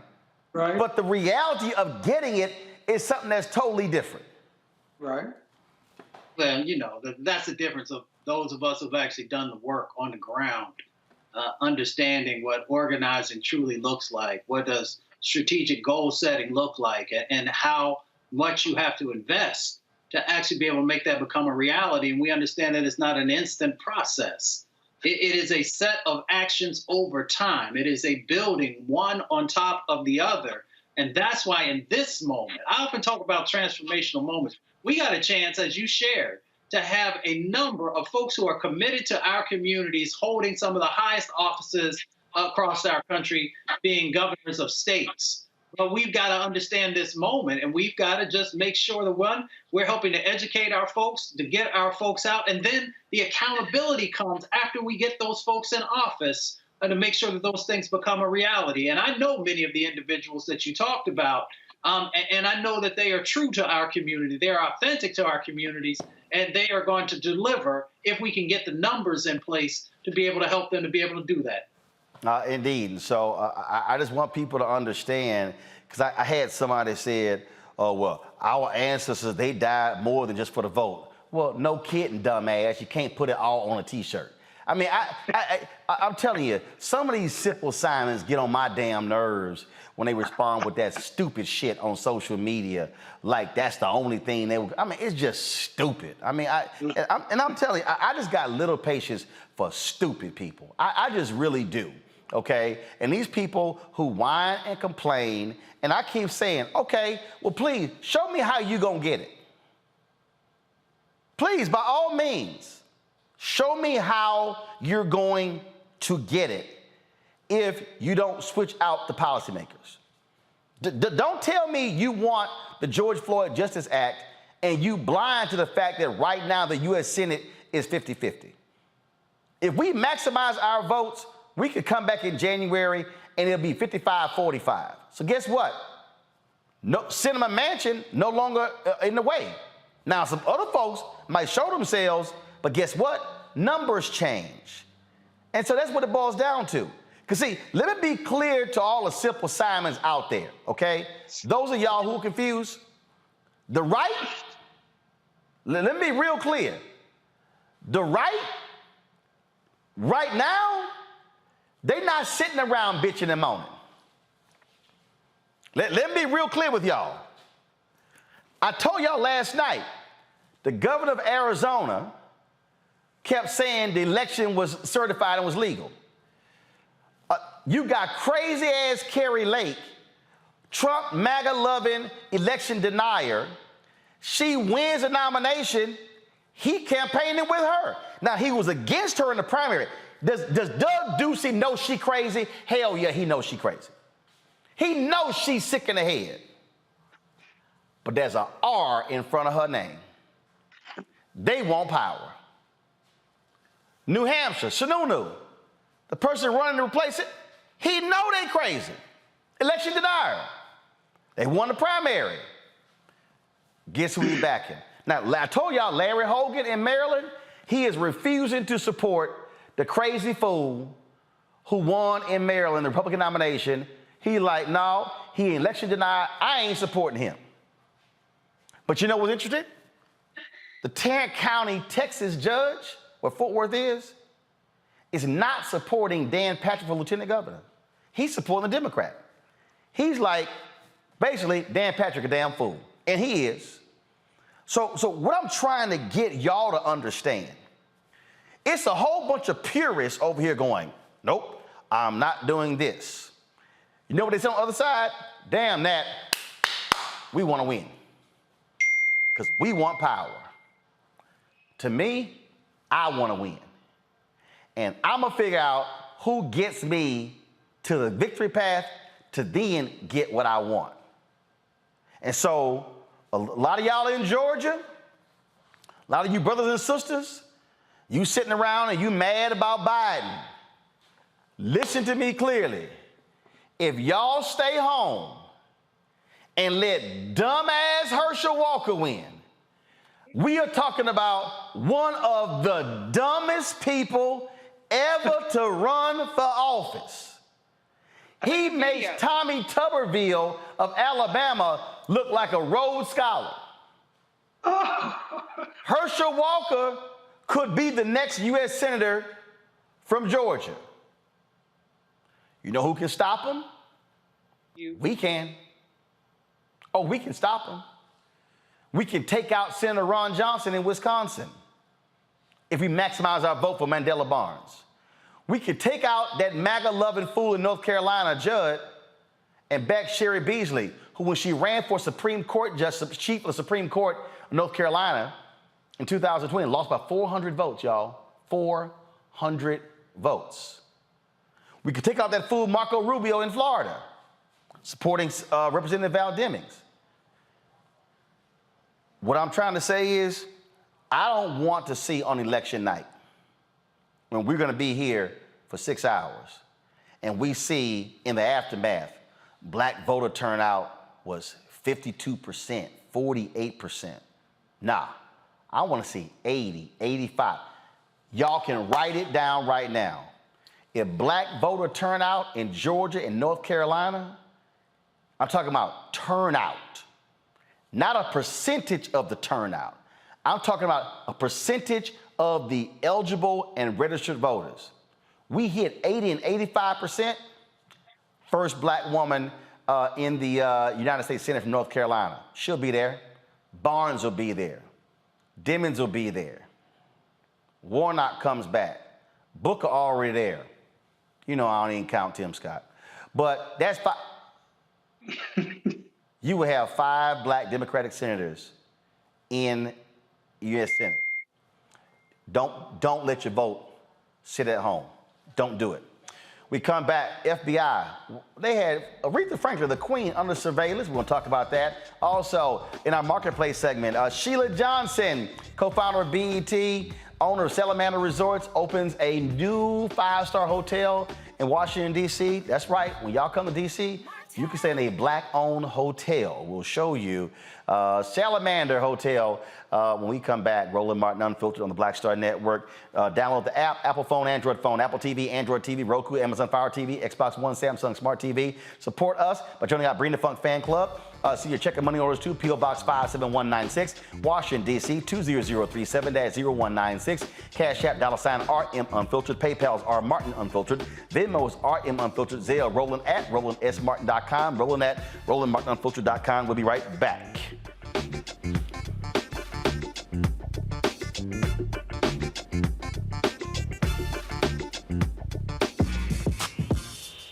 When we invest in ourselves, our glow, our vision, our vibe, we all shine.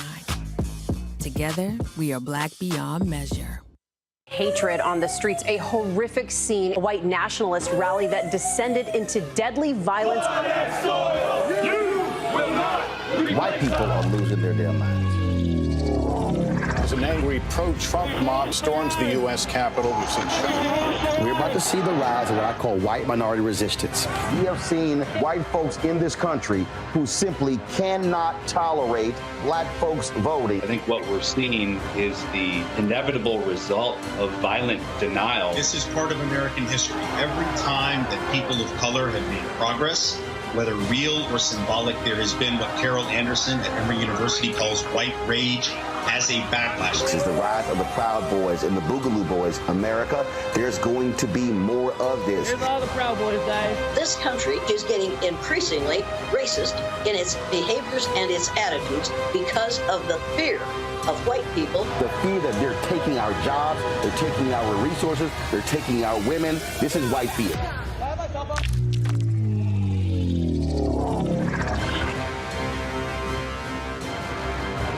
Hi, I'm Dr. Jackie Hood Martin, and I have a question for you. Ever feel as if your life is teetering and the weight and pressure of the world is consistently on your shoulders? Well, let me tell you, living a balanced life isn't easy. Join me each Tuesday on Black Star Network for A Balanced Life with Dr. Jackie. We'll laugh together, cry together, pull ourselves together, and cheer each other on. So join me for new shows each Tuesday on Black Star Network, A Balanced Life with Dr. Jackie. When we invest in ourselves, we all shine. Together, we are black beyond measure. What's up, what's up? I'm Dr. Ricky Dillard, the choir master. Hey, yo, Peace World, what's going on? It's the Love King of R&B, Raheem Devon, and you're watching Roland Martin, Unfiltered.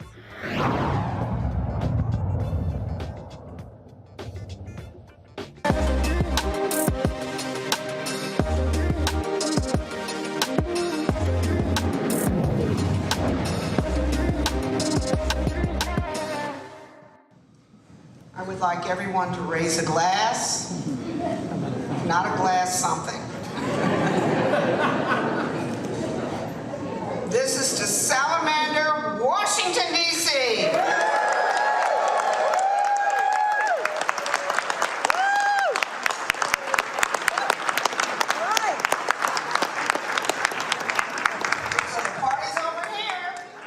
All right, folks. course, yesterday I was there right in D.C. with former Mandarin Oriental Hotel, where, of course, Sheila Johnson, she now owns that. You see it right there. It is now called Salamander. That's named after the, of course, the resort that she launched in Middleburg, Tennessee. Middleburg, Virginia, a few years ago. And she, of course, owns properties all across the country. You see those properties right there. This is her newest one. They are not just managing this, they also are controlling it. And it was a great opportunity to see the folks there, to see what she has done. Just an amazing job of what she's been able to contribute there. And so they had the band playing. Come on, y'all, let's hear some of that. They had the band playing, the people who were there and exciting. So Sheila, she talked about what she's doing, this being the third phase of her life, and how she's excited about this opportunity to own this latest luxury property here in the nation's capital. And here's what she had to say. Incredible. I can't thank all of you enough for being here. And Prem, thank you, and I want to thank everyone again for your attendance. Welcome to Salamander, Washington, D.C.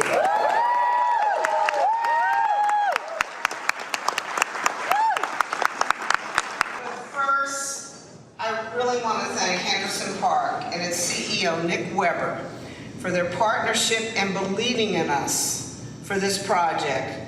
We will achieve great things together, and this is just the first. We know Henderson Park, no pressure. We know Henderson Park shares our love for Washington, D.C. and our desire to create a special destination hotel. Now, to our speakers today, Mayor Bowser and Jason Wright, thank you for your time and words. I know the mayor's here. Jason, where are you? Oh, I got you. Okay.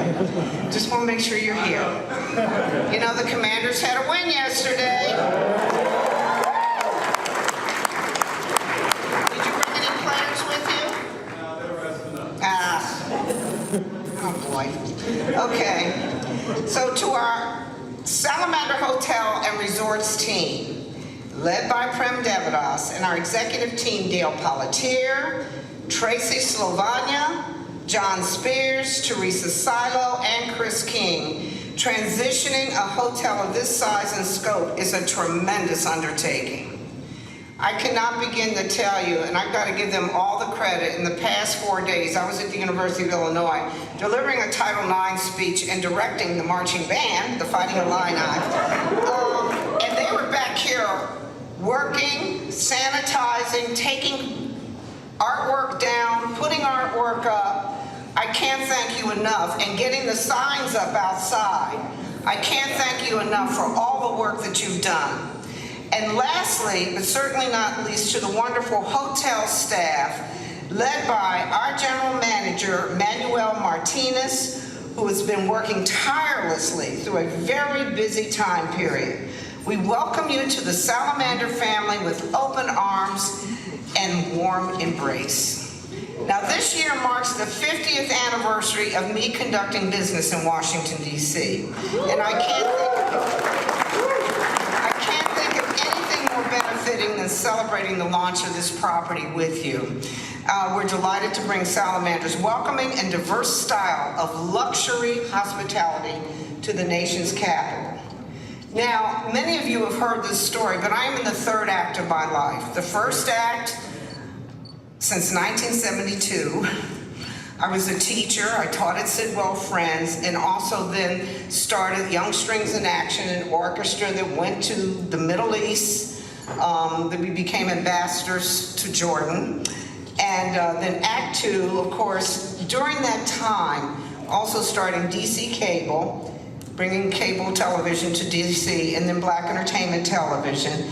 But now the third act of my life is this. And this is the happiest part of my life, I'm here to tell you. Because it's mine. So as you know, we got started opening Salamander Resort and getting that open. But you know, you get stronger through going through the adversity. I've learned a lot of lessons because look at what we've accomplished, and it's really amazing. Now, since we opened 9 years ago, it has become one of the most successful resorts in the country, and we have worked hard to achieve the Forbes star rating for both the resort and the spa. And this is the resort has gotten it 4 years in a row, and this is the first year that we have been able to achieve the Forbes star, 5-star for both the resort and the spa. We're one of 30 hotels in the whole country that has received this honor, and one of 63 in the whole world.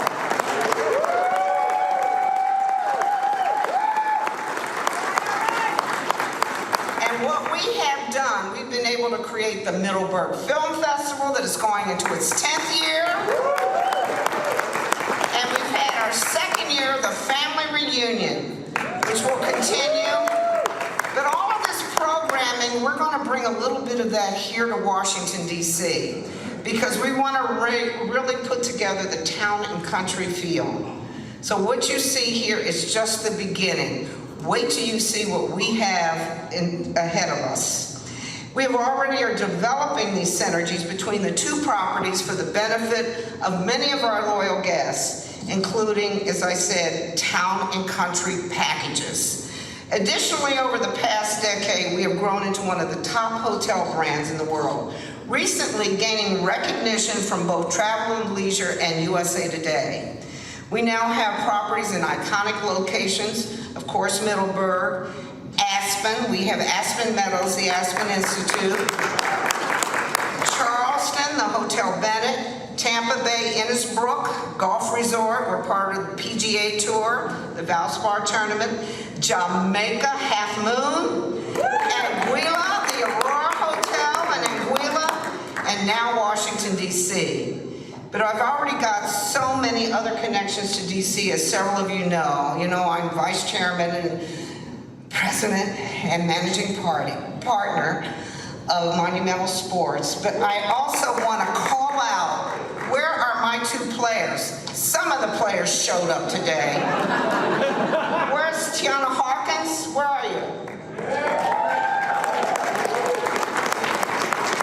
Oh, there she is, a nice tall woman over here. And Shatori Walker, there she is.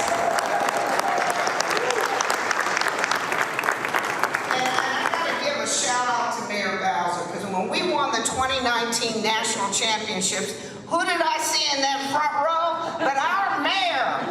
It was one of the most exciting, and it was right after the event auditorium had been built, the arena. And for us to bring that to Ward 8 was amazing. Jason Wright and myself, we also co-chair the Greater Washington Partnership, where we have been really working with all corporate leaders within Washington, D.C., to really raise enough money and funds to help support minority and small business. And we are very, very proud of what we've been able to do. Jason, am I right? We raised $4.75 billion that's going to go across the country over the next 5 years. The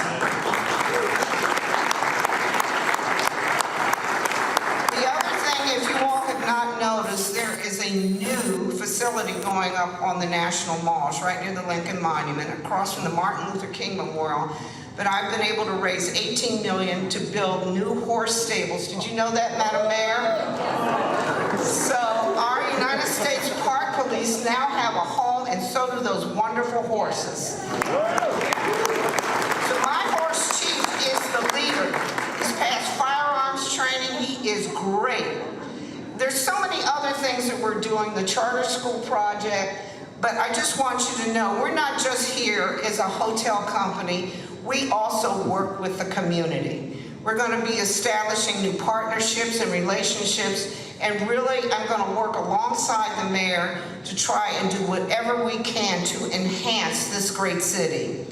Which brings us back to Salamander, Washington, D.C., and the reason why we're here to celebrate. This property is already a grand luxury hotel, and we intend to introduce the warm and inviting feeling that guests enjoy at our other Salamander properties. Salamander is renowned for approachable luxury, and that's our intent for this hotel, and it's a beautiful building and has a great reputation. Our goal is to simply adjust, and we're really going to elevate through service and programming. We also intend to physically enhance this hotel with a variety of improvements. Prem is going to touch on these shortly, and we will create a gathering place for the community, especially utilizing our grand lawn, where we actually want to hold, which is where we wanted to hold the event, but we didn't know what the weather was going to do. We also recognize that we are surrounded by amazing activities and attractions, and we want to become a constructive community and partner. DC has always been a wonderful place to live and visit, but especially now, it is exceptionally brilliant and vibrant. One of the reasons is our next speaker. It is my pleasure to introduce Mayor Muriel Bowser. And I'm not done. Prior to becoming mayor in 2015. So I'm gonna address a comment in a second. Holly Perrin, just be prepared. I'm about to light your ass up in a second for a comment that you just made. But here was Muriel Bowser speaking yesterday.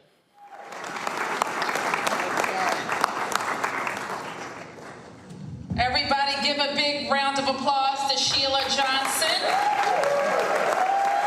Let's give a DC welcome home to Sheila Johnson. And we are so excited for our city to have a businesswoman of Sheila's caliber invest in Washington, D.C.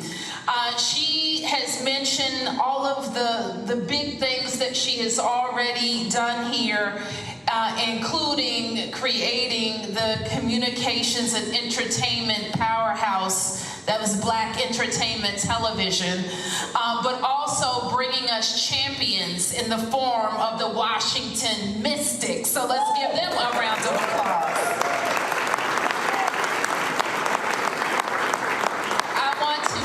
Congratulate her team at Salamander, the Henderson Partnership for acquiring the Mandarin Oriental DC and adding it to your international portfolio of luxury hotels and resorts. I'm speaking on behalf of my entire administration, 700,000 Washingtonians and millions of people from around the world to come to visit Washington, D.C.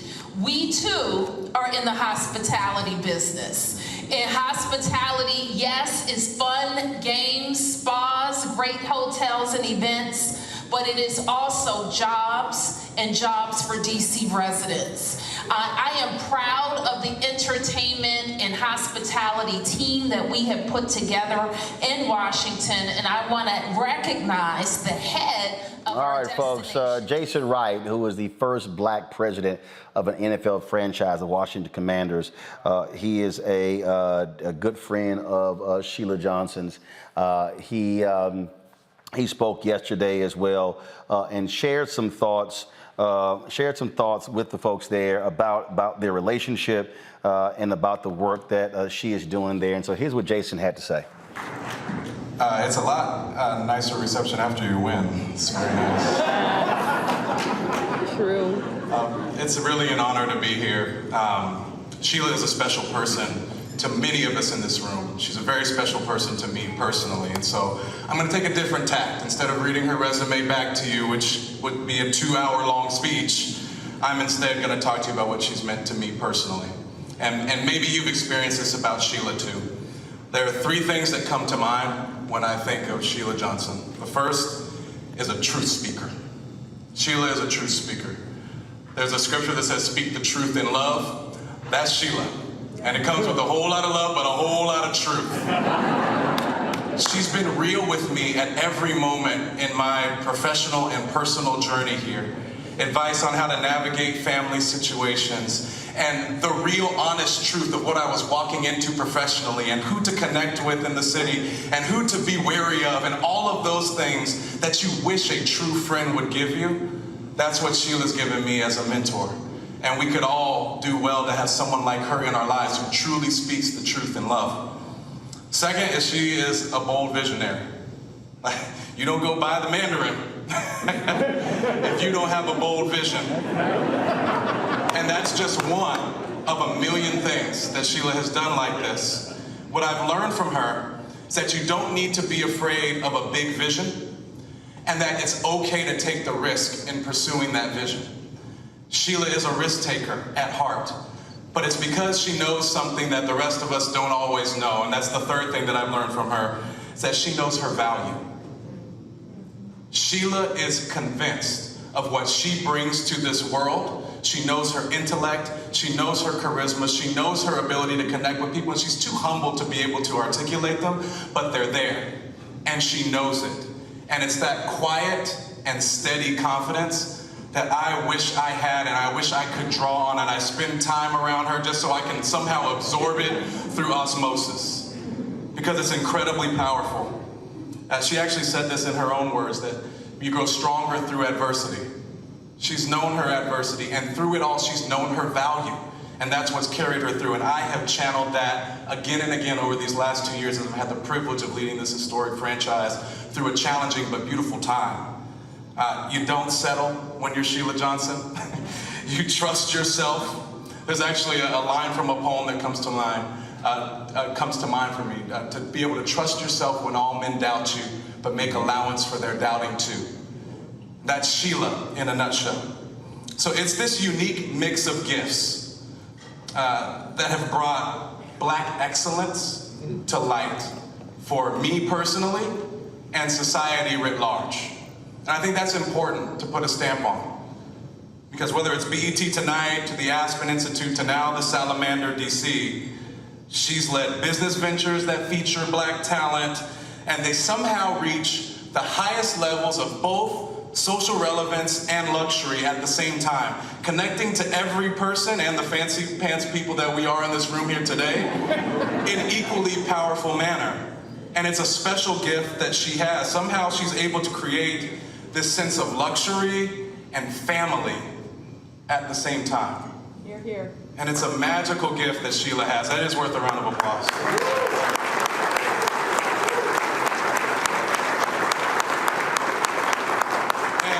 And I don't know that any of us can replicate it. I know I'm darn sure going to try, and everyone else should as well. But I think it emanates from who she is just as a person. Because Sheila as a person also embodies those two things that seem contradictory, that seem like they can't connect. She embodies them so seamlessly. A dynamic business leader, an advocate for the people, however you define that. She's an advocate for the people. And yet the matriarch of a family that many of us in here get to call ourselves a part of, who is not going to let anyone in that family fail. And so Sheila, just as a personal toast to you, may the Salamander DC embody all that you are and carry this city and our area and each one of us to higher and higher heights. Congratulations. All right, so I saw this utterly stupid comment from this person named Holly Perrion, who said, this is boring. I don't stay in luxury hotels. Holly, let me explain to you why your comment is so stupid. The number of African Americans who own hotels in major downtown cities is virtually nil. Here you have a Black woman who took her proceeds from the sale of BET, and then of course also her eventual divorce from Bob Johnson, and has created a major luxury brand owning hotels, managing hotels all across the country and the world. That's one. So how can we talk about Black economics, Black power, and then we ignore this reality when we're talking about these what's happening here? That's the thing that, for me, that's important, Mustafa, Brianna, and Demario. I was recently at her resort, Innisbrook, playing golf there. Rooms are not out of this world, very reasonable. Folks can stay there. But we talk all the time on this show about celebrating Black excellence, and we talk a lot about police brutality cases. We spend lots of time talking about political stuff and voter suppression. But Holly, the reason we spent that much time on it? Because one, I own it and you don't. And that's precisely the point. The point is black ownership. And so we should always, when we see black entrepreneurs who are building major companies, we should give them the type of time others ignore. DeMario, that's the piece. Black folk need to stop running around hollering about rebuild Black Wall Street, but then somebody want to say, well, I don't want to hear this board, I don't want to hear what she got to say. She is the same as the folk who were in Greenwood in Tulsa before it was burned down. Same thing. Yeah, I'm really glad. I didn't know about her. I knew about her resort down in Virginia, but I didn't know about the hotel. Mandarin, I'm coming to D.C. at the end of the month. I've already told my assistant, I texted her and said, hey, I don't know if there's any rooms available. That's where I want to stay. Because as you stated, Roland, this is just like J.B. Stratford, who owned the largest African-American owned hotel in the nation in Tulsa before it was burnt down during the 1921 Tulsa Race Massacre. So to see this sister talk about the 3 levels of her life as a teacher, as a media entrepreneur, and now doing this with hotels and owning such a magnificent luxury brand, I was excited that you exposed that to us. I took time to literally listen to her because, hey, she's a black female billionaire. I want to hear what she has to say. So to me, anybody had any issue with that, they're not understanding what this show is really about. It is about educating our audience. It is about inspiring our audience, and it's about empowering our audience. And I don't know how anyone can listen to that and not be educated, more inspired, and more empowered. Brianna. Yes, I absolutely love to see the success of Sheila Johnson. I did not know that it converted to the Salamander. I love the Mandarin. I love their spa. Now that this is owned by a black woman, it's phenomenal. And now all she needs to do is start buying up the Trump hotels and starting with Mar-a-Lago. I just hope she keeps on going. And I'm actually same at the end of this month for CBC coming to DC, and I am so excited to check it out soon. Mustafa?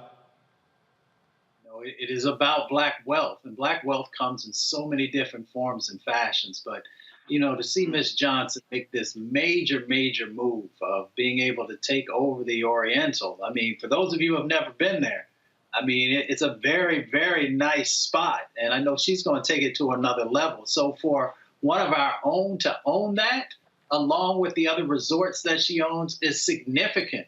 And it is also helping us to have a blueprint on how we can actually acquire wealth in this country and then utilize it to continue to uplift our people in so many different forms and fashions. If you know Miss Johnson's story, it ain't just about, you know, living, you know, oh, hotsy-totsy or whatever the words are that people use. It is really about making sure that we're building wealth inside of our communities and then exponentially growing that out and helping others to understand not what the blueprint is. I should have said the green print. There you go. That's what it boils down to. DeMario, Brianna, Mustafa, I so appreciate it. Thanks for joining us on the panel this week. Y'all hold tight 1 second. DeMario, go ahead.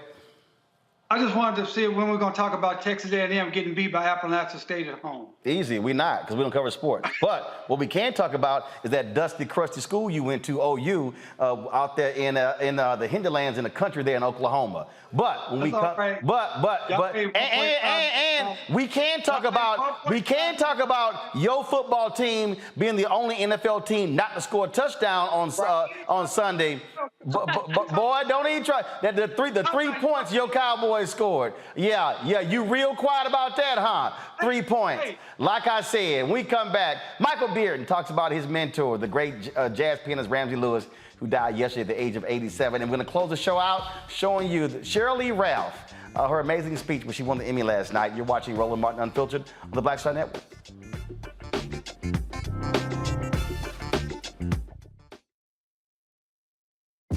When we invest in ourselves, we're investing in what's next for all of us.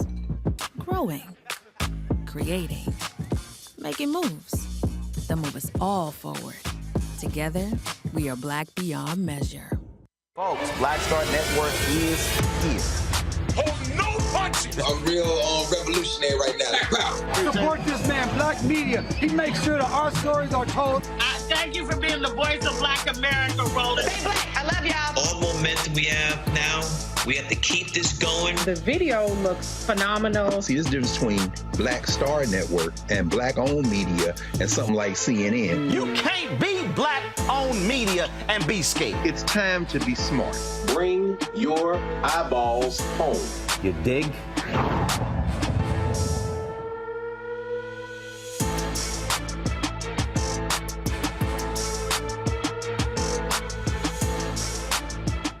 What's up, everybody? It's Godfrey, the funniest dude on the planet. Hey, I'm Taj. I'm Coco. And I'm Lily. And we're SWV. What's up, y'all? It's Ryan Destiny, and you're watching Roland Martin Unfiltered.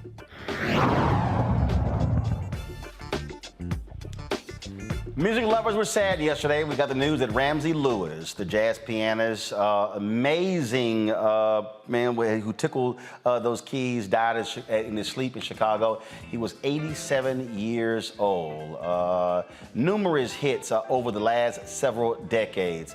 Always a cool character, someone who was impressive with the piano, but also playing with other artists as well and inspiring a whole new generation of folks, including my next guest, music director Michael Bearden. Michael, he was one of the first comments yesterday on my Instagram page when I announced the death of Ramsey Lewis. And Michael, you shared the personal connection that you had with him as someone who was your mentor. Yeah, thanks to having me on again. I always love coming on with you, Roland. Yeah, Ram, as we called him, was a personal mentor of mine when I was still in high school. I knew his sons, Kevin and Kelly. Kelly actually was my friend in high school, and we had like a little band together. So that's how I even met Ram. And then I would go over to his house.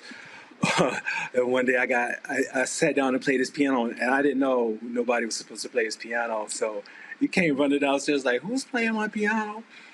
And it was me, and I was like, "Oh, I'm sorry, Mr. Lewis." And he was like, sit there for a minute. Let me see what you do." And so that's like my introduction to Ramsey Lewis. Wow, you playing a man's piano? Yeah, like I didn't know it was a rule in the house that nobody was to touch Ramsey Lewis's piano. And so, as I was waiting for Kelly to come to meet me, I guess we were going to go downstairs in the basement or whatever. I just sat down and played the piano because I didn't know about the rule. And Ramsey came downstairs like, "What? Who's playing my piano?" And but we struck up a friendship then, and he gave me so many pointers, not only just piano, but just music and how to navigate this business. And Ram, if as you watch and I'm looking at these clips, he was always elegant, always put together. He had a guy named Dennis who used to, I think Dennis has passed away now as well. But Dennis he wasn't like his valet. He was just like road manager, I guess, but they always had a steamer and all these, things in the dressing room to just make sure that he was always looking great when he hit that stage. And that's just how Ramsey lived his life. He was always elegant, always graceful, always dignified. And you can even hear it when he plays. And so that's what I mostly learned from Ram. You talked about, again, those lessons learned. And the reality is, what really jumped out at me, teaching you the inner workings and the intricacies of music. Yes, there's so many stories I have.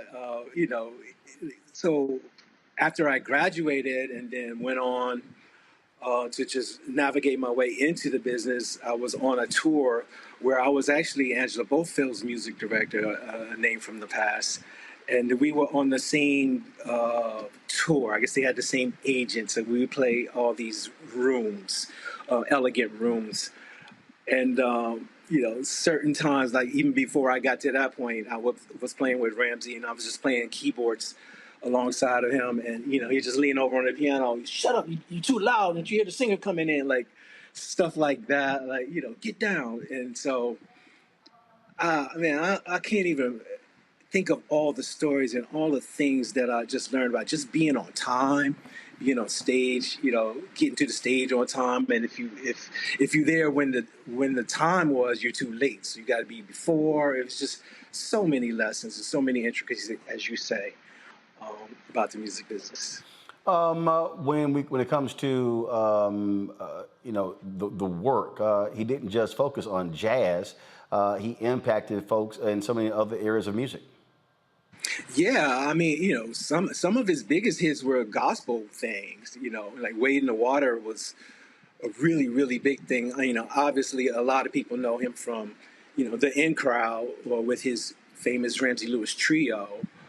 I think that what I loved most about Ram was because he was so not just focused on one style of music, and that was the thing that resonated with me as a kid. Because when you're young, you don't want to play your father and your mother's music, your parents' music, and so. But he embraced electric keyboards, Rhodes, and as well as Herbie Hancock and Quincy Jones. And I think it was just a thing in Chicago where everybody just was, really into not just being one thing. And so, Ramsey definitely was the epitome of that as well. And he was someone who performed until the end. Yeah, I think the last time I saw Ram was, I just was in New York. I happened to be there with somebody. And I was walking in the Village, and I just walked past the Blue Note and it said, "Tonight, Ramsey Lewis." So I just walked in, no tickets, none of that. And I was just like, I just want to go say hi to Ram.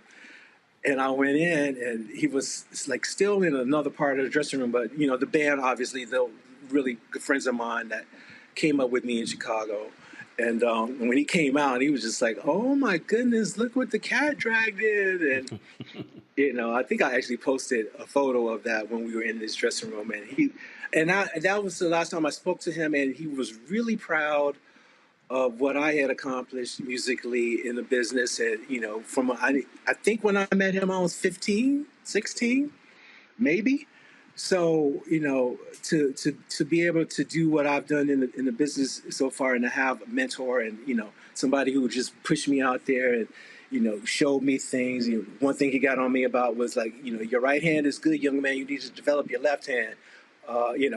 Things like that, just like little subtle things in his way that he did. So I'm holding on to the fact that he told me that he was proud. That's like literally the last thing he said to me.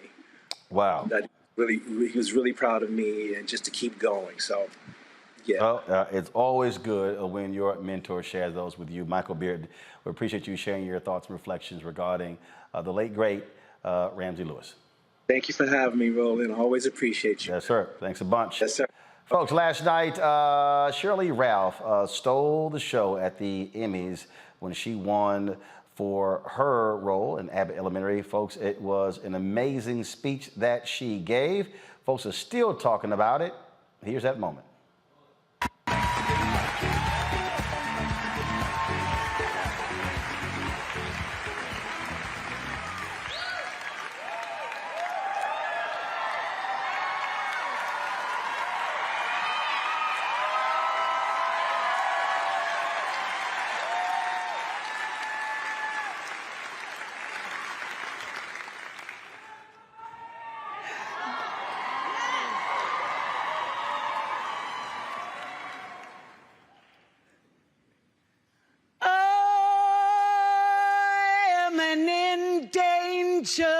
Species, but I sing no victim song. I am a woman, I am an artist, and I know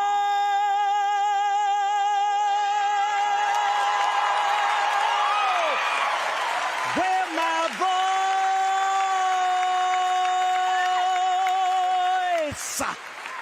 belongs.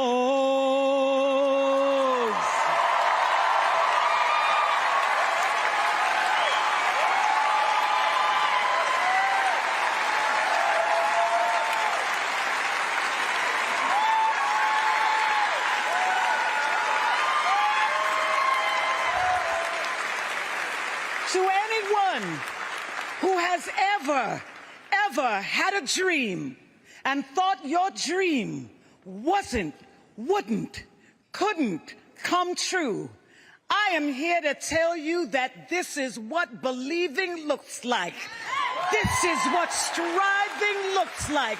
And don't you ever give up on you, because if you get a Quinta Brunson in your corner, if you get a husband like mine in your corner, if you get children like mine in your corner, and if you've got friends like everybody who voted for me, cheered for me, love me, thank you. Thank you.